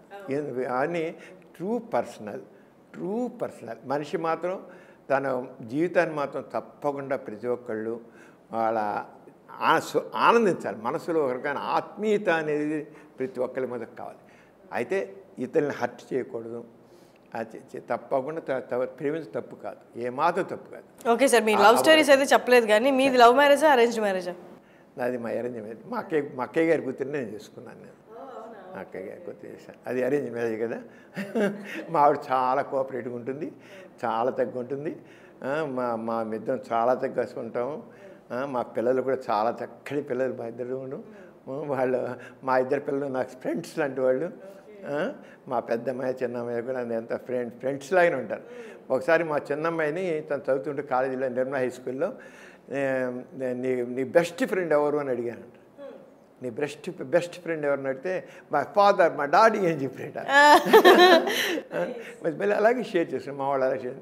నేను మాత్రం మా పిల్లలు చెప్పాను, వాళ్ళు చదువు పెద్దవాళ్ళు అయ్యాక, వాళ్ళ పెళ్లి వయసు వచ్చాక నేను చెప్పాను, నేను మీ పెళ్ళి చేయను, మీ పెళ్ళి మీరే చేసుకోవాలి. మీరు ఎవరినైతే ఇష్టపడతారో వాళ్ళు పెళ్లి నేను ఓకే అంటాను అని చెప్పేసాను. స్పష్టంగా చెప్పాను. మీ ఇష్టపడ్డ వాళ్ళని మీ నా వైపు నుంచి ఏమీ లేదు, నేను ఏ రకంగా కూడా నేను మీకు అభ్యంతరం చెప్పను. మీకు ఎవరిది లైఫ్ పార్ట్నర్ మంచివాడు అనుకుంటారో మీరు చేయను. అలాగే మా చిన్న అమ్మాయి వాళ్ళ అమ్మకి చివరికి చెప్పింది, నేను పలానా వాళ్ళు చేసుకోవాలనుకుంటున్నాను అని మా ఆవిడకి చెప్పిందట. మా చిన్న నాకు తను చెప్పలే. తను ప్రేమించిన అబ్బాయిని తీసుకొచ్చి పరిచయం చేద్దాం అనుకున్నాను. రేపు ఉదయం తీసుకొచ్చాను. చేసి ఏం చేశానంటే మా ఆవిడకి దాన్ని చెప్పింది, రేపు ఉదయం తీసుకొని డాడీకి చూపిస్తాను. సరే తీసుకొచ్చి మరి మా మిస్సెస్ నాకు చెప్పింది, మన చిన్నమ్మాయి తను ఇష్టపడ్డ అబ్బాయిని తీసుకొచ్చి చూపిస్తానంది అన్నది. ఇక్కడ వీళ్ళు ఉన్నాయి, బస్ చేసి ఉదయం తీసుకొచ్చాను. డాడీ నేను ఈయన పెళ్లి చేసుకోవాలనుకుంటున్నాను అని చెప్పింది. అంతే, అదే ఫస్ట్ డైరెక్ట్గా చెప్పేసారు. ఇంకేం చెప్పలా. డాడీ మా ఆవిడ అప్పుడు ఆల్రెడీ చెప్పేసిన ఉదయం నాకు తీసుకొస్తుంది, అమ్మాయి తీసుకొస్తుంది, మన అమ్మాయి తీసుకొస్తుంది. నేను ఒకటే thank you, welcome to our family అన్నాను, చేయకండి అంతే. నేను ఏం అడగల అసలు, నువ్వేంటి ఎందుకంటే మా అమ్మాయి మీద నాకు అంత కాన్ఫిడెన్స్. వాళ్ళు చెప్పే కదా మీ పార్ట్నర్ అంటే అందుకని ఎప్పుడు కూడా పూర్తి స్వేచ్ఛ ఇస్తే వాళ్ళు ఉన్నారు. ఇప్పటికి 3 పూలు 6 కాయలాగా ఎంత హ్యాపీగా ఉందంత హ్యాపీగా ఉన్నారు. అలాగే మా పెద్ద అమ్మాయి తను ఎంబీబీఎస్ చదువుతుంది, ఎంఎస్ చేసింది, తను జనరల్ సర్జను. తను చదువుకునే వాళ్ళే ఇంకొక వ్యక్తి ఇష్టపడింది. నేను తను ఏం చెప్పట్లేదు, ఇప్పుడు చెప్పట్లేదు. మరి ఎంఎస్ కూడా అయిపోతుంది. సరే పెళ్లి సంబంధాలు అడుగుతున్నారు, చాలామంది అడుగుతున్నారు తనకి. అందరూ సాధారణంగా ఎందుకంటే నేను చాలామంది కాంటాక్ట్ మా అమ్మాయి అని వచ్చి అడిగి వాళ్ళు చాలా ఉన్నారు. నేను అడిగాను, అమ్మ చూడమ్మా ఈ సంబంధాలు వస్తాయి నీకోసం, నేమో నీకు అలా చెప్పాను, మరి ఇష్టం ఏంటంటే డాడీ ఆగండి మీకు చెప్తానంది. సరే చెప్పే రోజున తను వచ్చేసి ఎంఎస్ అయిపోయింది, తను డాక్టర్ కదా, ఎంఎస్ పూర్తి అయిపోయి వచ్చిన తర్వాత చెప్పిన డాడీ రేపు ఉదయం నేను ఎవరిని పెళ్లి చేసుకోవాలనుకుంటున్నాను, వస్తున్నారు, అబ్బాయి వస్తున్నాడు అని చెప్పింది. అతను వచ్చాడు అంతే. ఓకే వెల్కమ్ అని చెప్పాను. ఎవరు ఏ కులం అని కానీ కులం గురించి పట్ల నాకు వాళ్ళ గురించి కులాల గురించి తెలియదు, నాకు ఏంది కులం గురించి ఏం తెలియదు, ఏ కులాల గురించి ఆలోచన తెలియదు. అతను కూడా అంత జస్ట్ చెప్పాను, వెల్కమ్ అన్నాను మా ఫ్యామిలీ. నేను దగ్గర వెల్కమ్ టు అవర్ ఫ్యామిలీ అన్నాను అంతే సార్. అలాగే వాళ్ళు ఇప్పటికి ఈవెంట్ టుడే వాళ్ళు ఏమంటారు, మా అమ్మాయిలు నన్ను ఎలా డాడీ అనిపిస్తారు, మా అల్లుళ్ళు కూడా డాడీ అని పిలుస్తారు. నేను వాళ్ళ కుర్రాళ్ళు మా ఇద్దరు కూడా మా అల్లుళ్ళు కూడా మాకు పిల్లలని మగపిల్లలని చూసి, మాకు మగపిల్లలు లేరు, ఇద్దరు అమ్మాయిలు కనుక అల్లుళ్ళని అల్లుళ్ళలాగా చూడడం, మా కొడుకులాగానే చూసుకుంటాం. వాళ్ళు అలాగంటారు, వాళ్ళు డాడీ అని పిలుస్తారు, మనల్ని డాడీ అనే మాట్లాడతారు, ఫోన్ చేసినా అలాగే మాట్లాడతారు, మామగారనో ఇంకోటని అనరు, అసలు డాడీ అని మాట్లాడతారు. అది అంచేత నేను పేరెంట్స్ చెప్పేది ఏంటంటే, మీ పిల్లల్ని వాళ్ళ పిల్లల విషయంలో పూర్తి స్వేచ్ఛ ఇవ్వండి. తప్పకుండా అమ్మాయిలు కానీ అబ్బాయిలు కానీ వాళ్ళు మంచి పిల్లలు సెలెక్ట్ చేసుకుంటారు. ఖచ్చితంగా సార్, ఫ్రీడమ్ ఉంటేనే అక్కడ వాళ్ళ బ్రెయిన్ యూస్ చేస్తారు, ఇది నాకు తగిందా కాదా అని. మనంతా రెస్ట్రిక్షన్స్ పెడుతూ ఉంటే అమ్మో ఎందుకు కాకూడదు, ప్రేమ కనిపిస్తుంది కదా, మిగతా ఏమీ ఇంకా కనిపించవు కళ్ళకి.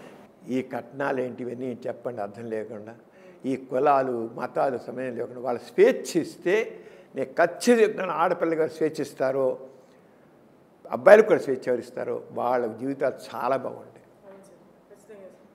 సార్ మనం మీ ప్రొఫెషన్ గురించి కొన్ని క్వశ్చన్స్ సార్.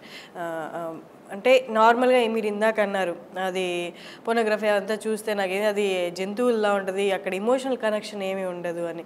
ఇప్పుడు ఈ జనరేషన్లో కూడా ఇమోషనల్ కనెక్షన్ అనేది చాలా తక్కువ అయిపోతూ వస్తుంది సార్. అందుకే ఈజీగా బ్రేక్ అయ్యే రిలేషన్స్ కానీ ఈజీగా బ్రేక్ అయ్యే మ్యారేజెస్ కానీ ఉంటున్నాయి. మీ దాకా ఎవరైనా వస్తారా సార్ ఇట్లా ఇమోషనల్ కనెక్షన్ లేక విడిపోతున్నాం అన్న వాళ్ళకి మీరు ఏమైనా కౌన్సిలింగ్ ఇస్తారా, లేకపోతే వాళ్ళు ఎలా ట్రీట్ చేస్తారు వాళ్ళు? ఈ ఎమోషనల్ కనెక్షన్ లేని వాళ్ళు ఎక్కువైపోయారండి, అందుకని విడిపోతున్నారు. ఎమోషనల్ కనెక్షన్ ఉన్న వాళ్ళు ఎలా కలిసి ఉందామని ఆరాటం చెందుతారు. వాళ్ళ ప్రాబ్లం వస్తే వస్తారు, ప్రాబ్లమ్స్ వస్తే ఒకరి ఈగో ఉంది, వాళ్ళు వస్తారు, ఇలా మాట్లాడుతుంటారు. కానీ వాళ్ళని కౌన్సిలింగ్ చేశాక తప్పకుండా వాళ్ళు ఎమోషనల్ కనెక్షన్ ఉన్నవాళ్ళు తప్పకుండా మార్చుకుంటారు. They become normal. This is the very common thing. Emotional complete shift ఉంటుంది, టప్పని మారిపోతారు, చక్కగా మారిపోతారు. ఇవాళ కూడా ఒకే కేసు, వాళ్ళిద్దరూ పెళ్ళి అయితే సెక్షువల్ కాంటాక్ట్ కూడా లేదు ఇద్దరి మధ్య. వాళ్ళు ఫారెన్లో ఉన్నారు, వచ్చారు, నాకు మధ్యలో వచ్చారు, కొంచెం 2 నెలల క్రితం వచ్చారు, మళ్ళీ వచ్చి వాళ్ళిద్దరు ఇక్కడ వచ్చి కూడా ఏం మారలేదు. ముందు ఎప్పుడో 2 నెలలుగా వచ్చి మళ్ళీ రాలేదు, మళ్ళీ ఎల్లుండి వెళ్ళిపోతున్నారు. ఇవాళ వచ్చారు, వచ్చిన తర్వాత మళ్ళీ అప్పుడు సరిగ్గా ఇంకా టైం పెట్టలేదు వాళ్ళు. ఇప్పుడు వాళ్ళు వచ్చి మళ్ళీ ఇంకా అదే యాటిట్యూడ్ అతను అలాగే ఉన్నాడు. ఈ అమ్మాయి చాలా పాపం చాలా కోఆపరేటివ్గా ఉంది, కానీ అతను మార్చుకోవట్లా. ఇద్దరు చదువుకున్న వాళ్ళు, ఉద్యోగాలు చూస్తున్న వాళ్ళు, ఇద్దరు సాఫ్ట్వేరే, కానీ ఇద్దరి మధ్య బాడీ శారీరకమైన సంబంధం లేదు, ఏం లేదు. పైన నేను రిజిడ్ సైకాలజీ అంతాను, రిజిడ్ యాటిట్యూడ్ ఇది మార్చుకోవాలని చెప్పాను. చివరికి అంత కౌన్సిలింగ్ అంతా అయిపోయిన తర్వాత అదే కౌన్సిలింగ్ యూనిట్ ఉంది మా దగ్గర, అంత కౌన్సిలింగ్ అంతా అయిపోయాక తిరిగి వచ్చేసి నా యాటిట్యూడ్ మారిపోయింది, ఐ బికమ్ నార్మల్. అంటే వాళ్ళ మధ్య ఎమోషనల్ కనెక్షన్ ఉంది, కానీ ఏదో సమ్ ఈగో కాంప్లెక్స్. ఆ ఈగో ఉండేప్పటికల్లా ఏంటంటే దాని దూరంగా ఉంటారు. మీ దగ్గర అట్లా కౌన్సిలింగ్ యూనిట్ ఉందా సార్, లేకపోతే మీరు పర్సనల్గా కౌన్సిలింగ్ యూనిట్ నేను చేస్తాను, వాళ్ళు చేస్తారు. ఎందుకంటే కొద్దిగా డీటెయిల్గా లోపలికి టైం పెట్టాలి, 2-3 గంటలు, ఒక్కోసారి 2 గంటలు 3 గంటలు పెట్టాల్సి వస్తుంది. కౌన్సిలింగ్ అంటే చేస్తాం, ఒక్కోసారి నెంబర్ ఆఫ్ సిట్టింగ్స్ కూడా అవసరం అవుతాయి. అంత టైం నేను పెట్టలేం కదా, నేను ముందు మాట్లాడేసేసి తర్వాత కౌన్సిలింగ్ యూనిట్లో పెడతాను.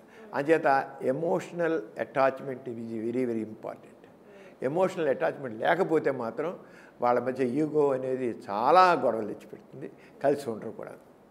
అంచేత ఎమోషనల్గానే కనెక్ట్ అయి ఉండడం అవసరం. సార్ ఇంకో కేటగిరీ ఉంటుంది సార్, వాళ్ళ వైఫ్ పట్ల వాళ్ళు ఇమోషనల్గా అటాచ్డ్గా ఉంటారు, కానీ బయటకు వస్తే వేరే స్త్రీలను చూడడం, వేరే స్త్రీలను కలవడం అలా చేస్తూ ఉంటారు కదా సార్. ఆ కైండ్ ఆఫ్ కేసు ఎట్లుంటుంది సార్ అసలు? అంటే ఎక్స్ట్రా మ్యారిటల్గా ఉంటాయండి.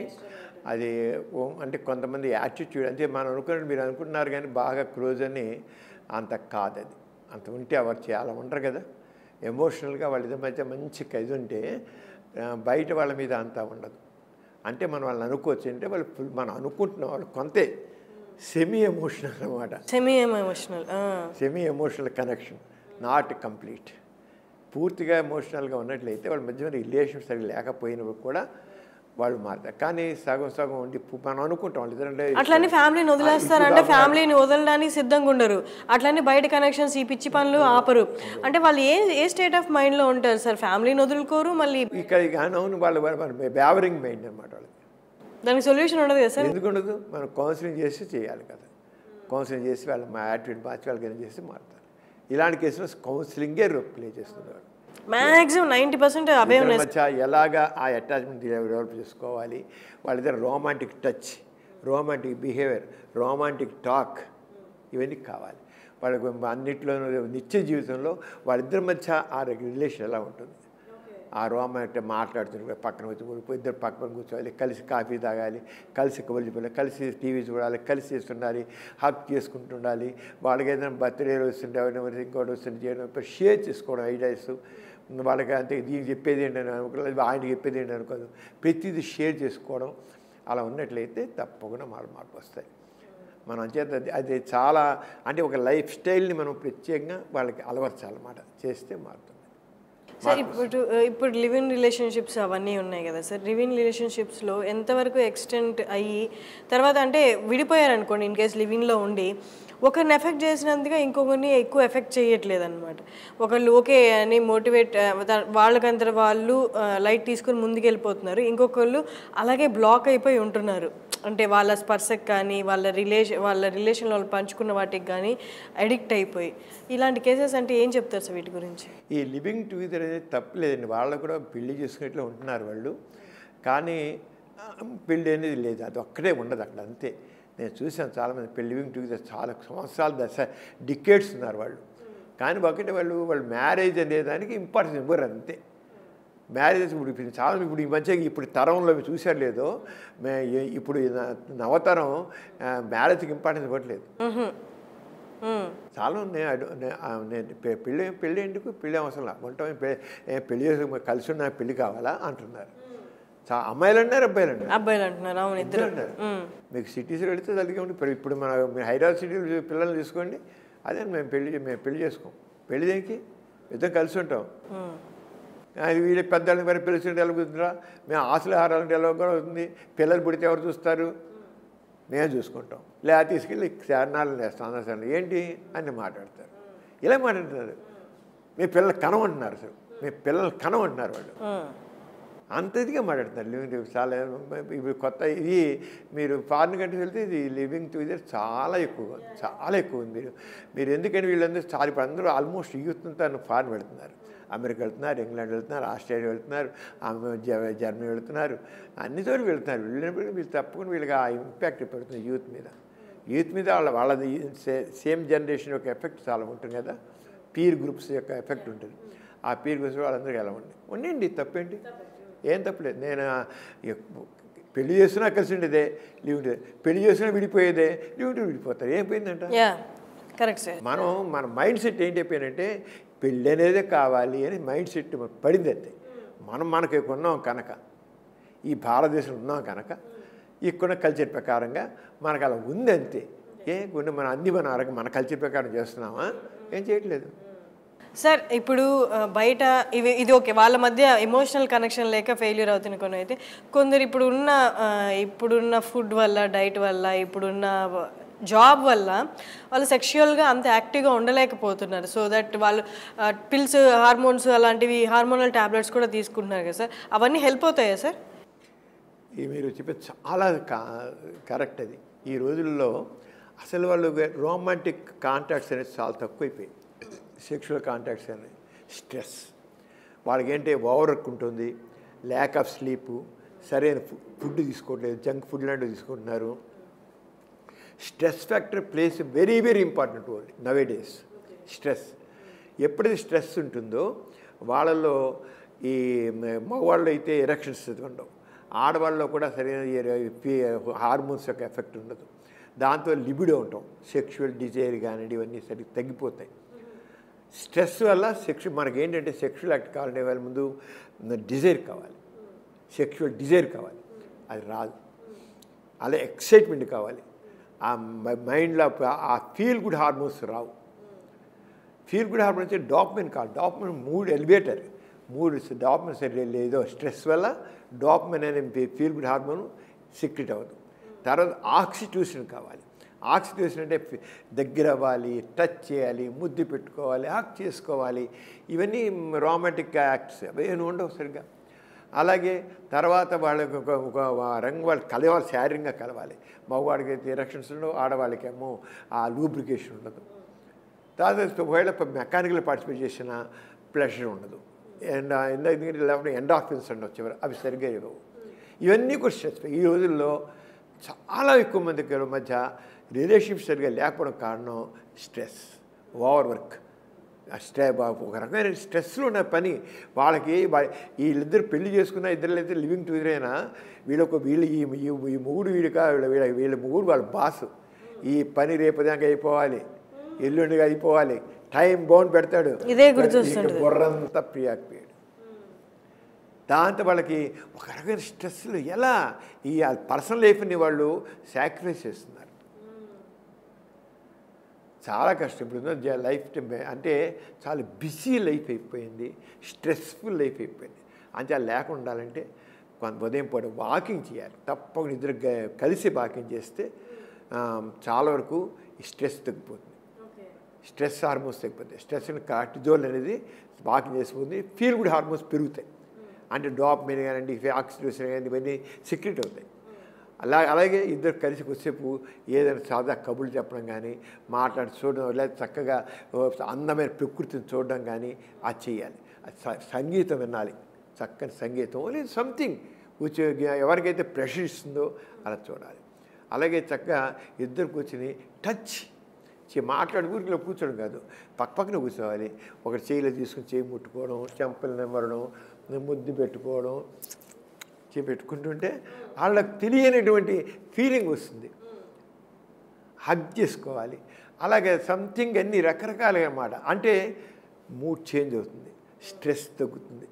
అంచేత స్ట్రెస్ తగ్గండి. హౌ టు రిలీవ్ స్ట్రెస్ అని నిద్రపోవాలండి. కలిసి ఇద్దరు హక్ చేసుకుంటూ నిద్రపోవాలి. పడుకున్నాడు కూడా చేస్తే దాంతో చాలా స్ట్రెస్ తగ్గిపోతుంది. అంచేత ఆఫీస్ని మాత్రం వీరంతా ఇంట్లో బెడ్రూమ్లో తీసుకురాకూడదు. అది మాత్రం గుర్తించాలి. ఆఫీస్ని బెడ్రూమ్లో తీసుకురాకూడదు. ఆఫీస్ బెడ్రూమ్ తీసుకొస్తే అంతే, అవుట్. అక్కడ అంత దేనికి నేర్చుకో. దీన్నే లైఫ్ స్టైల్ మేనేజ్మెంట్ అంటాం. లైఫ్ స్టైల్ మేనేజ్మెంట్ తెలిస్తే ఈ స్ట్రెస్ని మనం ఓవర్కమ్ చేస్తాం. అది తెలియకే ఈ బాధలు నేను. అండ్ హార్మోనల్ టాబ్లెట్స్, ఈ స్ట్రెస్ రిలీఫ్ టాబ్లెట్స్ అవి హెల్ప్ అవుతాయా సార్? హార్మోనల్ టాబ్లెట్స్ వాడడం వల్ల మనకు పెద్దగా ఉండదండి. దాని ఇంపాక్ట్ ఏం లేదు.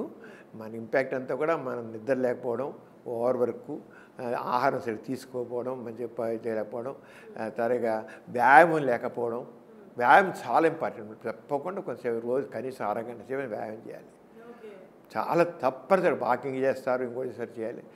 అలా ఉంటేనే మనకి